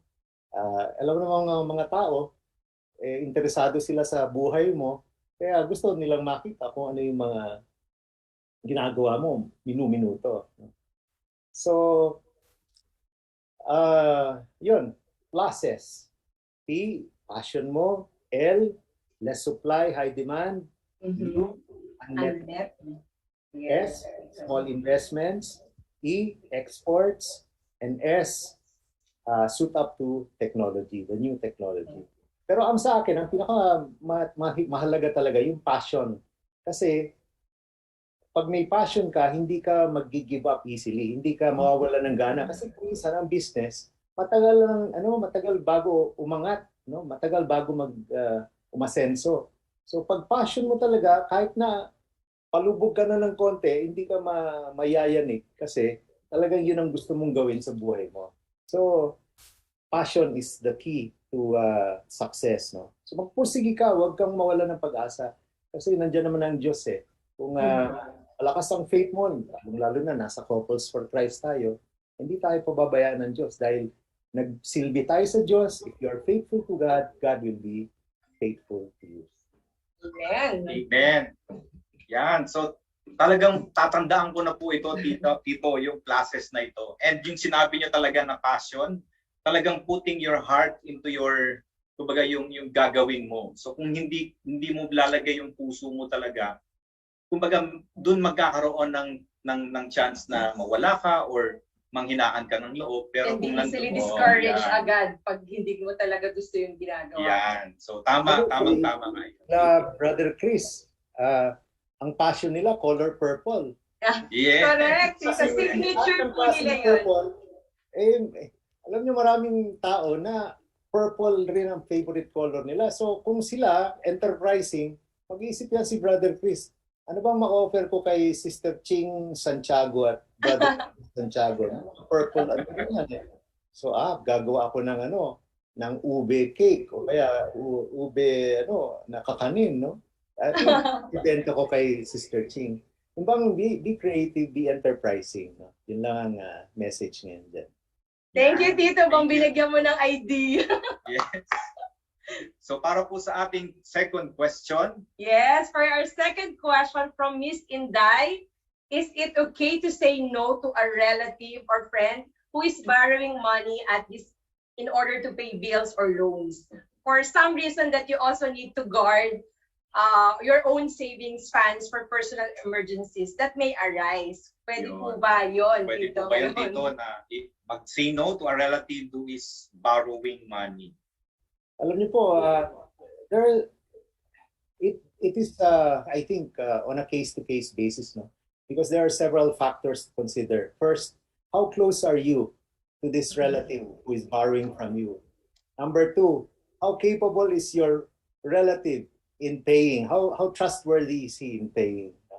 Normally kasi, pagka meron kaming kaibigan o kamag-anak na nangungutang, and alam naman natin ang mga pagkakaibigan nasisira sa mga utang, di ba? Ang blood relationship. So, we set aside money. We have what we call a mission fund. Yung mission fund namin yon is separate from our tithing. And that mission fund is used to help people who need money, who want to borrow. We also use that mission fund to go on mission. Para hindi na kami kasi kuminsan ang pera pwedeng pag-awayan ng mag-asawa eh, no? So kailangan magtabi ka na lalo na kung kamag-anak ko uutang tapos yung asawa ko ang may hawak ng pera. So pag hingi ko pahirapan talaga, no? Ganyan. So may mga ganung situation. So ang gagawin namin dito, okay, certain amount of money we put in this mission fund. We just replenish it. And then this is where we get the money to lend to people. When you say lend kasi, we set a limit, an amount. O ito lang papautang natin na willing tayong mawala o hindi na babayaran. Okay? So itong limit na ito, kalimutan na natin. Pag pinautang na natin siya, isipin na lang natin hindi ito magbabayad. So makaangang loob mo. Kasi kung hindi mo, kung sa dami na mangungutang sa iyo, malamang maloloko ka sa kasisingil. Mula sa pandemyang ito, di ba? Now, meron isang rule na sinusunod din kami, yung kung ang relative ko ang uutang, ang asawa ko ang magbibigay ng pera. Hindi ako. Wow. Ang ganda nun dito, ah. Feels goodwill. Pag yung kamag-anak na naman niya mangungutang, ako ang magbibigay ng pera. And it builds relationships talaga. So, ganun ang dapat na sistema mo. Pag pinautang mo na, set a limit where you feel na you don't need to the person to pay back the money to you. So it's like giving away the money and let God take care of you because you have helped somebody else. No? Yun. So talagang no, sabi nga ni Tito, kung ano lang yung kaya, yun ang pwede nating ipahiram. And case to case basis, sabi ni Tito. Yun. Tapos maganda yung tip ni Tito na sabi niya, gawin natin siguro yun. No? Pag merong manghihiram sa akin, sa'yo ko papalapitin. Ako gusto ko yung may envelope separate na, yung may mission envelope or if ever merong mga gustong lumapit, di po ba? Yun yung gusto ko doon. And dito Bong, meron po tayong questions sa Zoom. Galing po kay Sis Rhea and Brother Cosme. Sabi niya, hi Brother Bong, thanks sa discussion. Question niya is flexible budgeting recommended during pandemic? Flexible budgeting? Paano pong naibig niyo sabihin ng flexible? Kasi talagang flexible ka dapat sa pandemic. Kasi tight ang budget. Siguro, either tight ba? Oo. Paano kayong flexible ng niya? Basta ang importante dyan, ang guiding principle dyan, unahin mong i-prioritize yung mga day-to-day expenses mo na hindi pwedeng hindi mo paggagastusan. Pagkain, diba? Pagkain, utilities, no? Utang, yan, and tithes, di ba? Pero yung utilities mo, pwede mong bawasan yan eh. No? Hindi mo kailangan mag-aircon ng buong araw. Hindi mo rin kailangan mag-aircon sa gabi kung umuulan. At alam niyo po, dyan magaling ang asawa ko eh. Lagi niyang tinitignan kung sumasablay akong patayin ng ilaw o kaya yung plug. Sabi ko, yung plug, ano yan eh? Ano lang ang expense niyan eh? Hindi, yung ilaw na yun, yung maliit.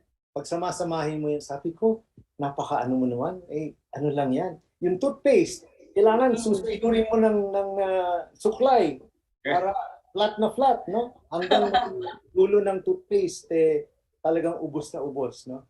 Ano pa, matipid talaga yung asawa ko. Alam niyo po yung asawa ko, yung sa katipiran niya, hindi siya mahilig ng alahas, hindi siya mahilig sa damit. No? In fact, yung damit niya, tumatagal. Naalala ko yung mga damit niya nung college, 10 years na siyang pumapasok sa opisina, sinusuot pa rin niya. At yung mga napaplantsahan, yung marka ng plancha sa mga collar, sabi ko, palitan mo na yung damit mo. Kitang-kita na yung mga marka ng plancha. Sabi niya, may blazer naman ako. So, yung blazer na lang ang pantakip ko. No? So, at saka po, yung isang ginawa ng asawa ko na na-appreciate ko, ngayon, hindi noon, ito po, pag sinabi niyang savings, pag pinasok na niya yung pera sa savings, hindi mo na mawi-withdraw yung kahit kailan. Kahit gaano ka magmakaawa sa kanya. Hindi, savings yan. Savings is savings. Kaya alam niyo po, panahong yon kahit na-appreciate ko kasi gustong-gusto kong bumili ng ganito, gustong-gusto kong bumili. Kailangan natin to. Sabi niya, wala na. Naipasok ko na sa bangko, hindi na pwedeng withdrawin. Yan ang... Wow! So, balik tayo sa flexible budgeting. Doon sa flexible budgeting na yan, madami kang pwedeng tanggalin dyan. Yung mga luho mo, yung Netflix, yung Spotify, yung mga gadgets, no? Pwede ka naman tumawag o mag-text sa iPhone 7s, no? Bakit kailangan mo ng iPhone 12X o Pro, di ba? Ang importante lang makakonect ka. Pero yan po yung mga kabataan ngayon kasi ang hirap silang lalo na yung mga millennials, di ba? Kung ano yung latest gadget, yun ang gusto nila. Yes, lalo na ngayon, Tito, may lumabas na daw iPhone 13. Ako, yung iPhone 13 na yan. Ewan ko ba? Talagang you really have to be very disciplined when you handle money. No? Mhm. Ang pera, madaling maubos yan. Parang bula yan. Ngayon, sabi nga ng ating kapatid kanina, uh, the love for money is the root of all evil, di ba? So, ano ba ang pera? Para saan ba yan? Yan ay para for you to take care of because that was given to you by God. And for you to share because, God will never be outdone in generosity. And so, share it, especially with the poor. Kasi ang giving alms to the poor is one of the 3 disciplines for holiness. The first is prayer, the second is fasting, and the third is almsgiving. So if you want to be holy, if you want to go to heaven, then observe the 3 disciplines. Pero that is not flexible budgeting. Basta tighten your belt and scrimp on many things. Kaya nga pag nagpa-fast ka, makakatipid ka rin, di ba? Correct. Healthy ka pa. Yun. So talagang sabi nga ni Tito, talagang disiplinado, no? And talagang si Tito Bong and Tita Carol, talagang nakita natin yung discipline nila.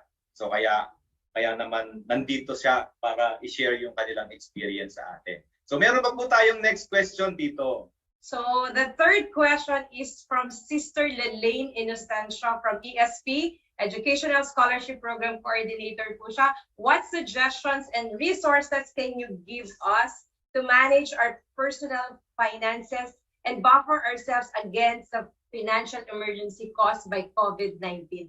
Kanina medyo na-discuss mo na rin to, Tito. But further discussion pa po ba, Tito? Paano? Siguro, marami kasi sa atin dito, mga pa-retire na o nag-retire na. So, siyempre may nakuha silang mga pera. Anong gagawin nila? Yung iba, nauubos nila kaagad, di ba? Sa luho nila, bibili ng kotse na bago. No? Hindi naman kumikita yung kotse. No? Pag binenta mo yung kotse, depreciated na. So, yung investment mo sa kotse, hindi investment. Actually, it's an expense. So, pag pa-retire ka na, anong dapat mong gawin o magre-retire ka pag mayroon kang perang ganyan? Alam mo, when you are retired, you need to earn passive income. Alam niyo ba yung passive income? You are LOI, living on interest. No? So if you have money, either put it in very safe investments or put it in real estate that can give you rental income. So that during your retirement years, hindi ka aasa sa mga anak mo. Hindi ka aasa sa kanila. Kasi alam mo na mahirap umasa sa mga anak kapag ikaw ay matanda na. Sabi ko nga kanina, hindi ka sigurado sa mapapangasawa ng anak mo. No? And you're not guaranteed na pag nawala na yung anak, naalala ko yung kwento ang kwento ng isa kong yung anak niya nakapangasawa ng isang babaeng ang bait-bait. No? And ang ginawa nitong mother na to, balo na siya, pinamana niya yung bahay dun sa anak niya habang buhay pa siya. So, ang problema, na-aksidente yung anak niya. Yung kanyang manugang naiwan. Pinalaya siya ng manugang niya dahil yung bahay napunta na sa manugang niya. So yung property na kanyang sarili na pinamana niya sa anak niya, nawala pa sa kanya dahil nga yung manugang niya nag-asawa. So nawalan siya ng bahay. So ang moral of the story is, pag buhay ka pa, huwag mong pamamana yung property mo kaagad-agad sa anak mo. O kung pamamana mo, be sure na ang pangalan mo nandun pa rin sa titulo kasama ng anak mo upang siguradong hindi ka mawawala sa eksena pag in case na mawala siya. Now, passive income. Siyempre, pag tumanda ka na, hindi ka mobile enough to do physical work. So yung interest from your investments will help you to tide over your retirement days. Wag kang mag-i-invest sa stock market kung ang pera mo is just enough. Kung wala kang, kasi ang pera na nilalagay mo sa stock market parang sugal yan eh, no? Lalo na pag pa-retirement mo at hindi ganun kalaki ang pera mo. You just have to put it in fixed income instruments, in bonds, no? That will give you income. But if you have enough money, if you have excess money, then you can put it in stocks that will give dividends. Kasi yung dividends na yan, parang interest din yan. So pang araw-araw mo, pang kain mo, pang utilities mo, etc. So, ano itong mga stocks na ito? Yung mga blue chip stocks na malalaki magbigay ng dividends like Meralco. Ayan, nandiyan si Tito Chris, no? PLDT, no? PLDT. Ayala. So, in other words, safeguard the money that has been given to you as your retirement. No? Mga bago pa lang dito na nagtatrabaho, saan ba ako magtatrabaho? Sa gobyerno o sa private sector? Ganito lang ang trade-off dyan. Kung nasa private sector ka, mas mataas ang kita mo. Kaya lang, ang pension mo, SSS, maliit lang. Siguro 10,000 a month, 15,000 a month, pag nag-retire ka at the age of 60. Sa gobyerno, maliit ang sahod mo, pero pag retire mo, for life, yung sweldo mo for the last 3 years, in average yan, yun ang iyong monthly pension. So anong gusto mong gawin? Enjoy mo yung pera mo ngayon o enjoy mo pag retirement mo? Ngayon, kung i-enjoy mo ngayon, disiplinado ka ba upang i-invest yan ngayon o gastusera ka o gastusero ka ngayon at mawawala yan in the future? Di maggobyerno ka. Pero sa gobyerno, ang risk mo ganito. Okay, future value, lagi nakatipid yan kasi nandun sa retirement mo yung pension na malaki, monthly. Ang problema, pag retire mo, ang risk mo, magkasakit ka, mawala ka sa mundong ito, okay, hindi mo ma-enjoy yung retirement mo. Although 50% ng pension mo, mapupunta sa asawa mo. So yung asawa mo, Ang mag-enjoy. and may trade-off talaga. Either gobyerno ka o sa private sector. Kung magaling ka mag-invest, sa private sector ka. Papalago mo yung pera mo. Yun. So, thank you again, Tito. So, ang gandang tip no? So, kailangan talagang gamitin natin wisely yung mga perang kung saan man mapupunta. Yan. So, next question po. Sige. So, Tito, meron another question. Ano ang pwede niyang may advice sa mga pamilya na talagang maliliit at hindi husto ang budget kada buwan? Galing sa Zoom. Kaya magtulong-tulong kayo mag-asawa para kumita ng pera, no? Yung labandera po na-interview ko kanina, no? Hindi po ba ang kanyang kita every month 12,000 lang, no? Meron po siyang asawa, saka isang anak, at isang baboy. No? Yung baboy na yon, 2,000 a month, binibigay niya sa asawa niya para alagaan yung baboy. Kasi pag nanganak, maibebenta yung mga piglets. No? So, kailangan mag-isip ka talaga ng mga pamamaraan upang kumita ka. Kasi ang hirap na nakaupo ka lang doon, nagmumukmok, wala kang ginagawa, nagdadasal ka, pero wala kang ginagawa na upang magpursige ka. Ang dami pong pamilya ngayon na nagugutom. Umaasa sa ayuda, umaasa sa utang, and it's becoming hopeless for many families. For us who have enough, we can help them. But if you have the opportunity to receive some money, okay, huwag mo itataya sa loto o huwag mo itataya sa ano. Kasi And do not go for quick rich schemes, no? Yes. Other words, pag may nangako sa iyo, oy, siguradong dodoble ang pera mo after 1 month, no? Padadamahin ka lang yan. Kasi if you did not work for it, you will not earn it. And you should not earn it. So, kasi ang mga interest lang ngayon sa bangko, ngayon, time deposit, 1% na lang nga sa isang taon, no? Ang government securities, 3%. Ang corporate bonds, mga 3.5%, 4%. Maswerte ka nga, may 4% pa. Yung San Miguel bonds, yung pinakamataas. Yung Petron, ang matataas ang interest rate ngayon. Pero yung mga regular time deposit, maliliit lang yan ang interest. So, huwag kang masisilaw o mabubulag sa mga nangangako sa iyo na ang kita mo sa perang ibibigay mo sa kanila ay dodoble o malaki ang interest rate. So, anything that has an interest rate beyond 10%, mag-isip ka na. Lalo na pag 50% o 100%. Mag-isip ka na. Kasi siguradong padadamahin ka lang yan. Sa unang bibigyan ka. Pero mawawala lahat ng pera mo. Sasayang yung Yes. wala. Correct, Tito. And lalo na ngayon, lalo na if investment, dapat talaga knowledgeable ka.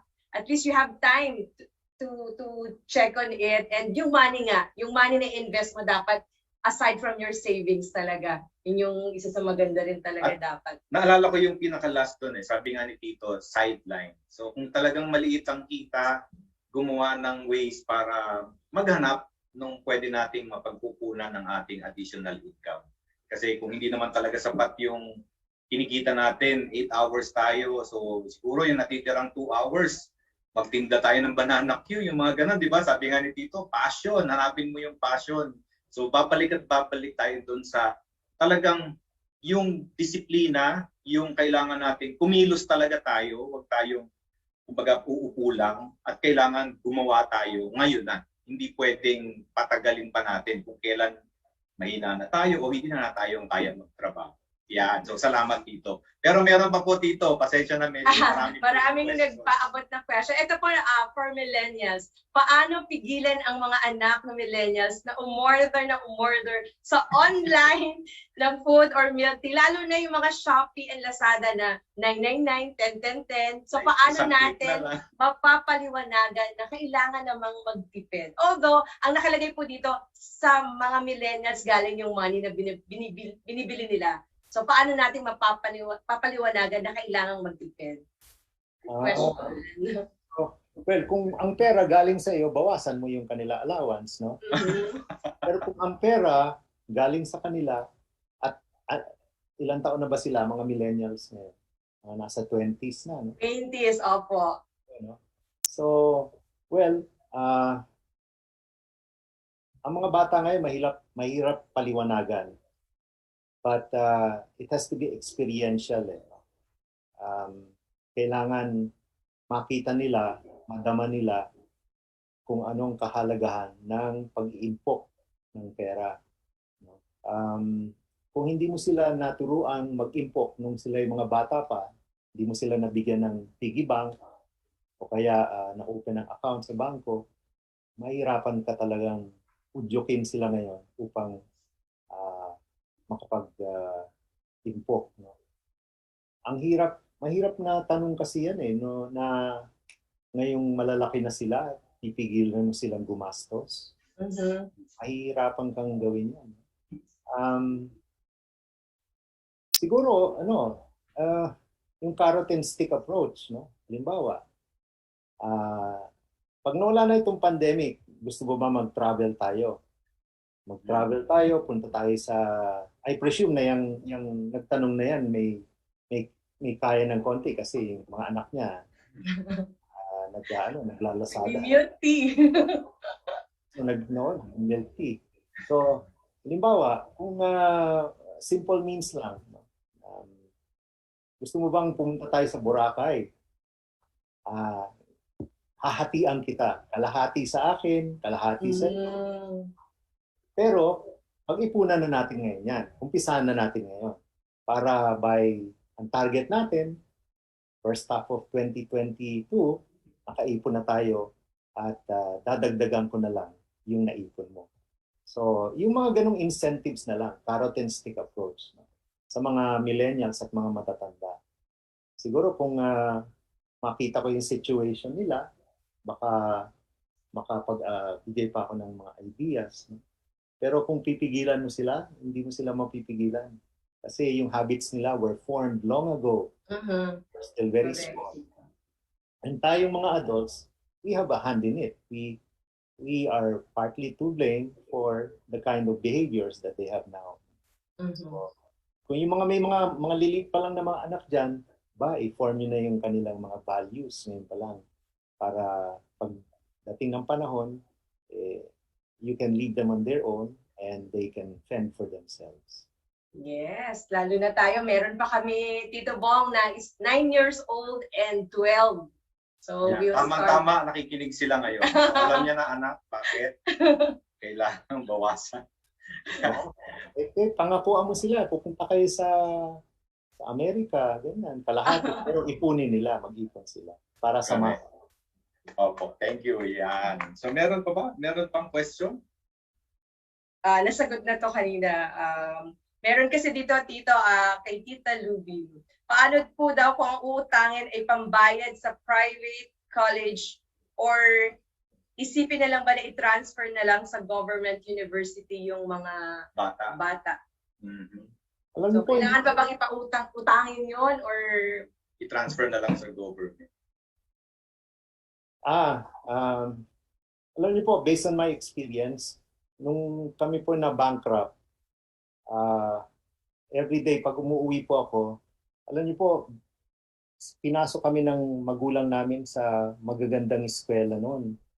Nasa Lasal ako noon, high school, pero na-bankrupt kami.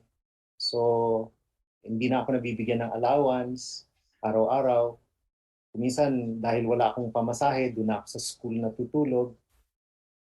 At minsan, yung sa awa ng mga kaklase ko, yung mga kanilang mga baon, sineshare nilang nila sa akin. Kasi tuwing umuwi ako ng bahay noon, umiiyak ang nanay ko, nakikita ko, no? Umiiyak. Kasi nga wala siyang pagkukunan ng pera for our allowance every day. No? Pero, naitawid po nila dahil umutang sila ng malaki para lang ma-maintain namin yung education namin. And it paid off dividends. No? And it paid off. No? Pero, hindi naman naaangkop yan sa lahat. Yung iba sa atin, dahil sa pagpupursige, dahil sa sa discipline din nila, dahil sa example na binigay nila, umunlad naman din sila. In other words, it is not really the school, but it is the person. So kahit anong eskwela ka, o kahit anong eskwela mo ipaaralin ng anak mo, kung nahubog mo sila ng gusto at nakita nila yung value of education, ay magsasucceed sila. So, government university is not bad at all. UP is the number 1 university sa Philippines. So, hindi kanyan. Yung iba kong mga kaibigan na mga lesser state universities like ano ba yung school na mga lesser state universities. Ewan ko, PUP ba? UP, opo, yan. PUP. Yung sa may Intramuros, ano yun? Yung Tagalog sounding university. Pamantasan ng Maynila. Yeah. Magagaling yan, yung mga universities na yan. And hindi dapat natin maliitin yan because their graduates are really also very good. Naalala ko tuloy yung kwento ni PJ.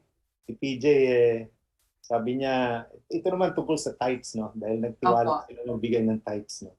So, meron daw isang, during the pandemic, lumapit daw na, ano ba daw, PJ, taga-YFC ba to?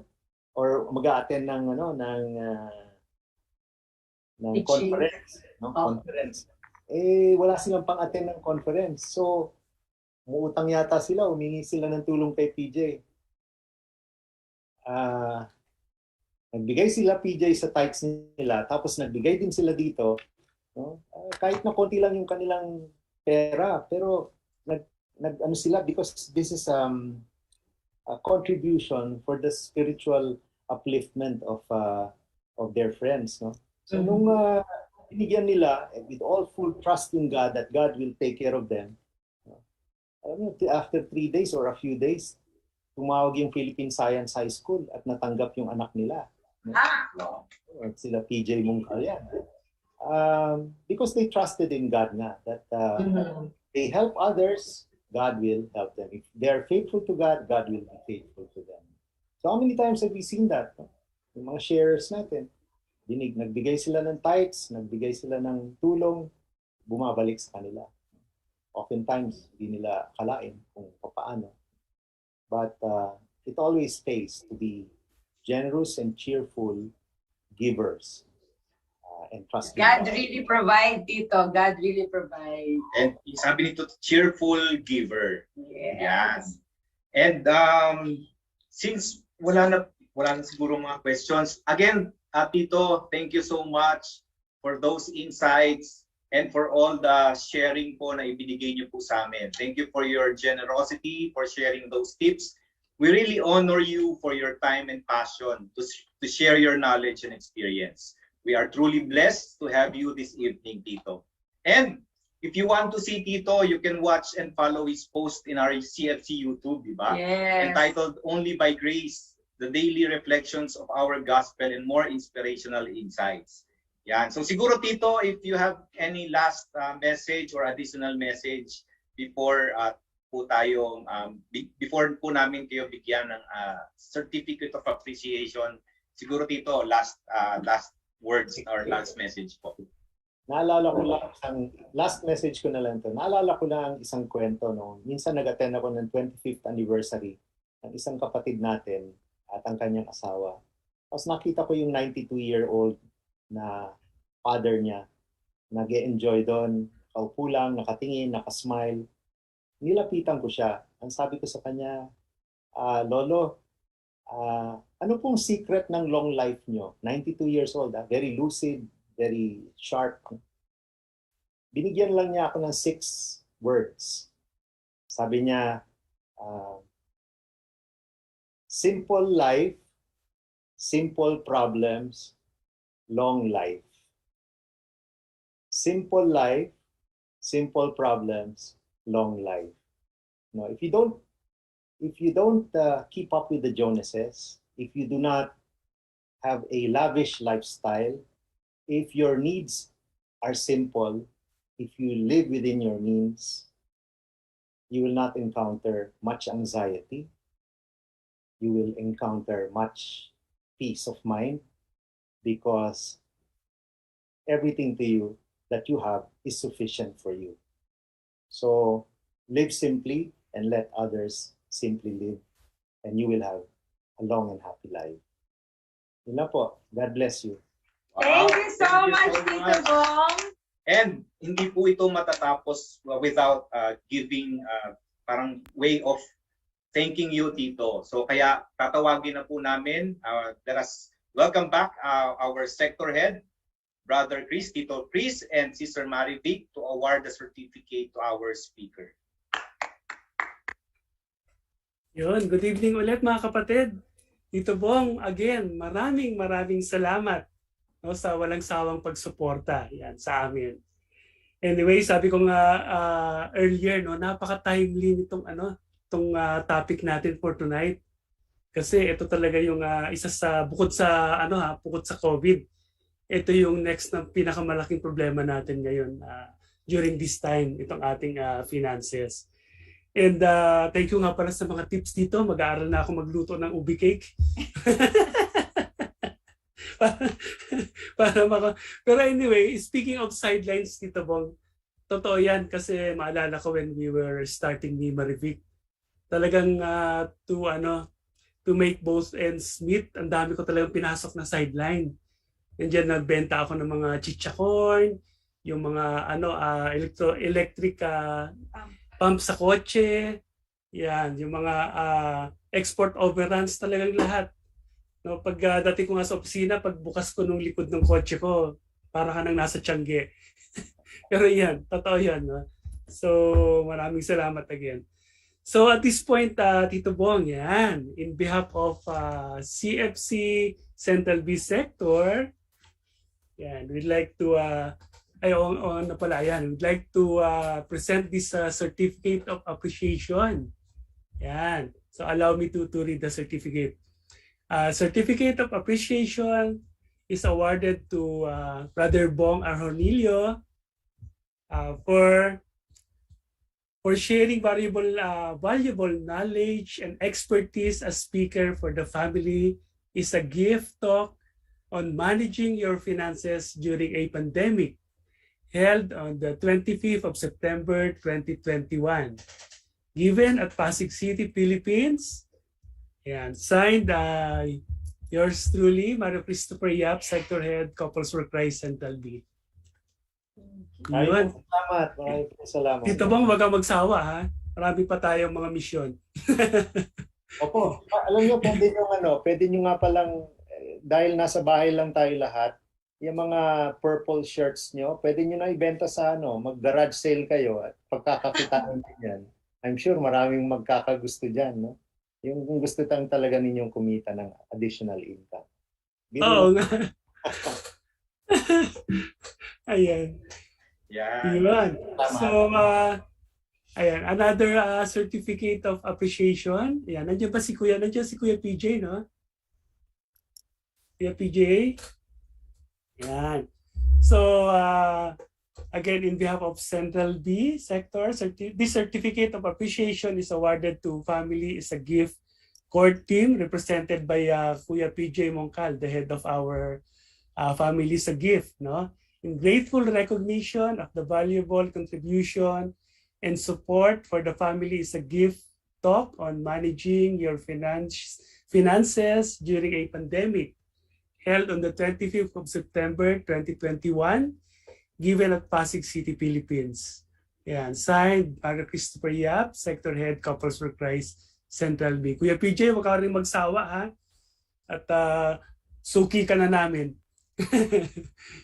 Yan, thank you, and God bless. Thank you. Yan, thank you so much. Again, thank you so much, Tito Bong. Thank you so much, Tito Chris and Sis Mary Vic. And thank you so much, Tito PJ. Yan, so palakpakan po natin ulit ang ating speaker. So again, napakarami talaga nating take away at take home. At magiging matipid na tayo from now on. Diba? And we have finally reached the last portion of tonight's activity. But before we end this special event, may we call our couple coordinator for family is a gift. A cheerful giver and leader, and very hands-on in making sure that this evening will be fruitful. Let us call on Brother Bernie and Sis Santos. Hi, good evening. Ang dami natin natutunan. Mami, good evening. Good evening po. Good evening po sa inyo lahat. Good evening. I'm sure ang dami natin natutunan ngayon from Tito Bong, lahat dun sa kanya mga insights. No? Pero parang sa akin, nagbalik tanaw no? Nagbalik tanaw kasi nung dun sa presentation ni Tito Bong kanina, may nakita akong notebook eh. So parang naalala ko na meron yung asawa ko meron din notebook. So mapakita mo nga yung notebook mo. So yun, yung kanina habang nagtatalk si Tito Bong, naalala ko yung notebook ko, which is buti na lang nakita ko ito po, yung accounting notebook ko po. Notebook yan, 1999, kulay dilaw pa po. Kulay dilaw na yung papel. Hindi ko masyado babuksan kasi naihiwalay na.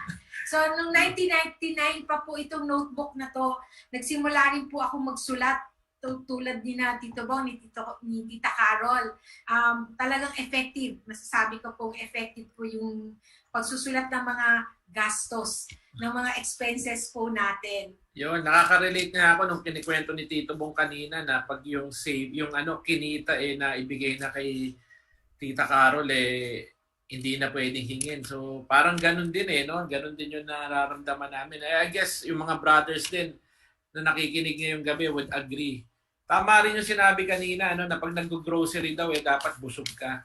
Pero sabi nga, brothers na lang daw mag-grocery. Kaya lang, pag nag-brothers naman nag-grocery, maya't maya, syempre, o yan lang ang bibilin mo ha, tatawag naman yung asawa, sasabihin yan lang ang bibilin mo. So kailangan talaga naka-budget. Discipline. Yes, no. Talagang we're so thankful for tonight at nagabayan tayo at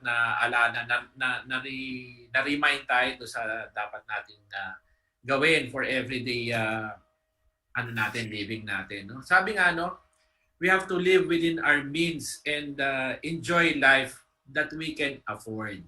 Di ba, Mami? Tama ba yun? Yes, tama. Yun. So, hindi ko na patatagalin, no? Baka marami pa tayong gumabi ng gusto, no? Pasalamatan na natin yung mga dapat natin pasalamatan. Siyempre, of course, kailangan natin pasalamatan yung our God, our Creator, for making this event possible. Hindi ito mangyayari kung wala with the God's grace, no? Then to our speaker, Brother Bong, maraming pong salamat for sharing your expertise on financial matters. Talagang I salute you, Tito. Ang galing, dami namin naintindihan at natutunan. And to our sector governance team, headed by Tito Chris and Tita Marivic, maraming pong salamat sa mga cluster heads, sa mga chapter heads, sa family ministry, and sa PFO. Maraming pong salamat for attending tonight. And to our household head, Brother Ed and Sister Lalen, thank you for your support, for your continuous support to us. Yung ating tech team, headed by Brother Fred, for always there to help and manage this broadcast. And especially, we want to thank yung FIG team, headed by Brother PJ and Kuya Jo Marie Badilla, for always assisting us. And yung amin pong household for monitoring the Q&A portion, yung pong mga questions para maibigay po natin sa ating MC. And syempre, sa ating speaker, Dad. To our speaker, no? Para may release sa ating speaker. Pero syempre, yung ating energetic na MC for tonight, palakpakan natin, Brother Rolly and Sister Maricel. Maraming po salamat. Very energetic. Yes. At syempre po, no, sa lahat ng nakinig sa gabing ito, hindi lang po dito sa atin sa Pilipinas, kundi yun yan, nabanggit kanina, meron tayong mga kapatid na nakikinig from India, from Qatar, and the whole world. Pati po dito sa buong Pilipinas, maraming salamat po sa inyong suporta, sa inyong pakikinig, sa inyong oras ngayon. Until our next Family is a Gift activities, magkita-kita po tayo ulit. And please stay safe, mag-ingat po. God bless us all. Thank you and good night. Thank you, Brother Bernie and sisters, honoring your service and commitment to us. Thank you so much, po. And for all that we have learned tonight, we offer and give thanks to our God. And syempre, hindi po ito matatapos without closing this event with a prayer. So tatawagin po namin muli ang ating worship leader, Brother Rigo, for the closing prayer. Oh, thank you po, Lord. Salamat at talagang yung central base, naging center bless talaga, no? Talagang punong-puno tayo ng biyaya ng Panginoon. Napakarami nating natutunan kay Brother Rabong sa mga ipinamahagi niya sa atin. At talaga naman po na-bless ang buong central base. So, samahan niyo po ako sa ating maikling panalangin sa ngalan ng Ama, ng Anak, ng Espiritu Santo. Amen. Panginoon, ulit-muli po, maraming salamat po sa gabing ito. Damandama po namin ang presensya mo. Damandama po namin kung paano mo pinuno yung aming kaalaman sa paghawak, sa pag-manage ng aming finances. Salamat po sa aming speaker, sa buong service team.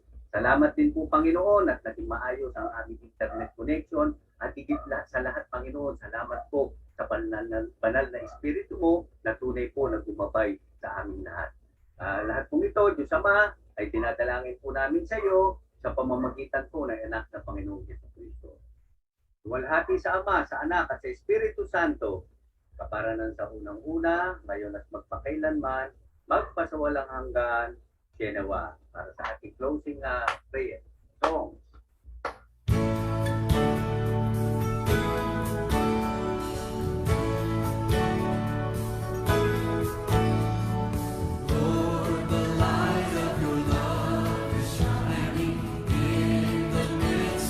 Darkness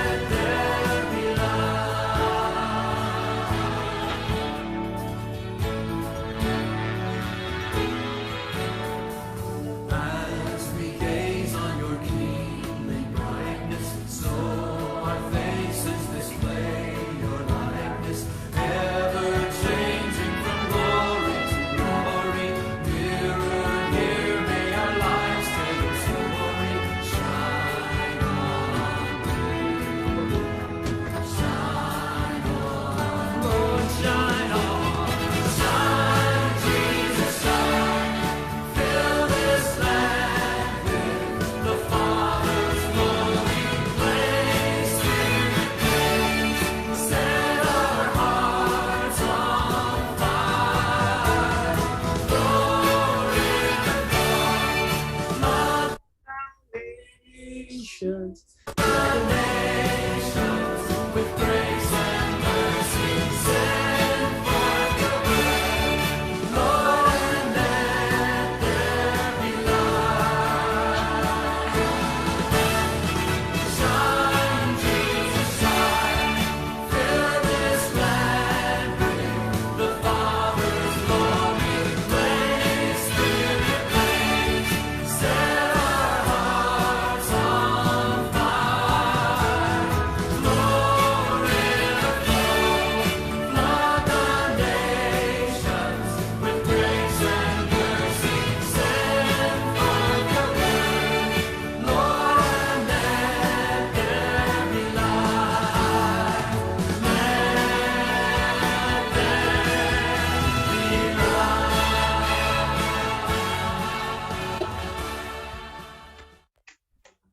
Thank you once again, brothers and sisters, for attending Families a Gift.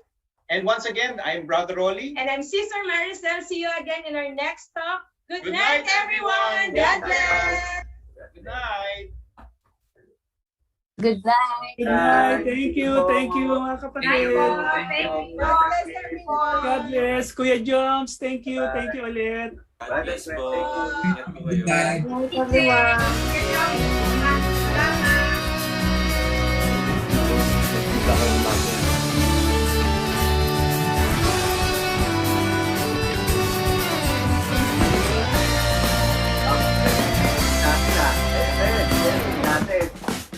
Oo, galing.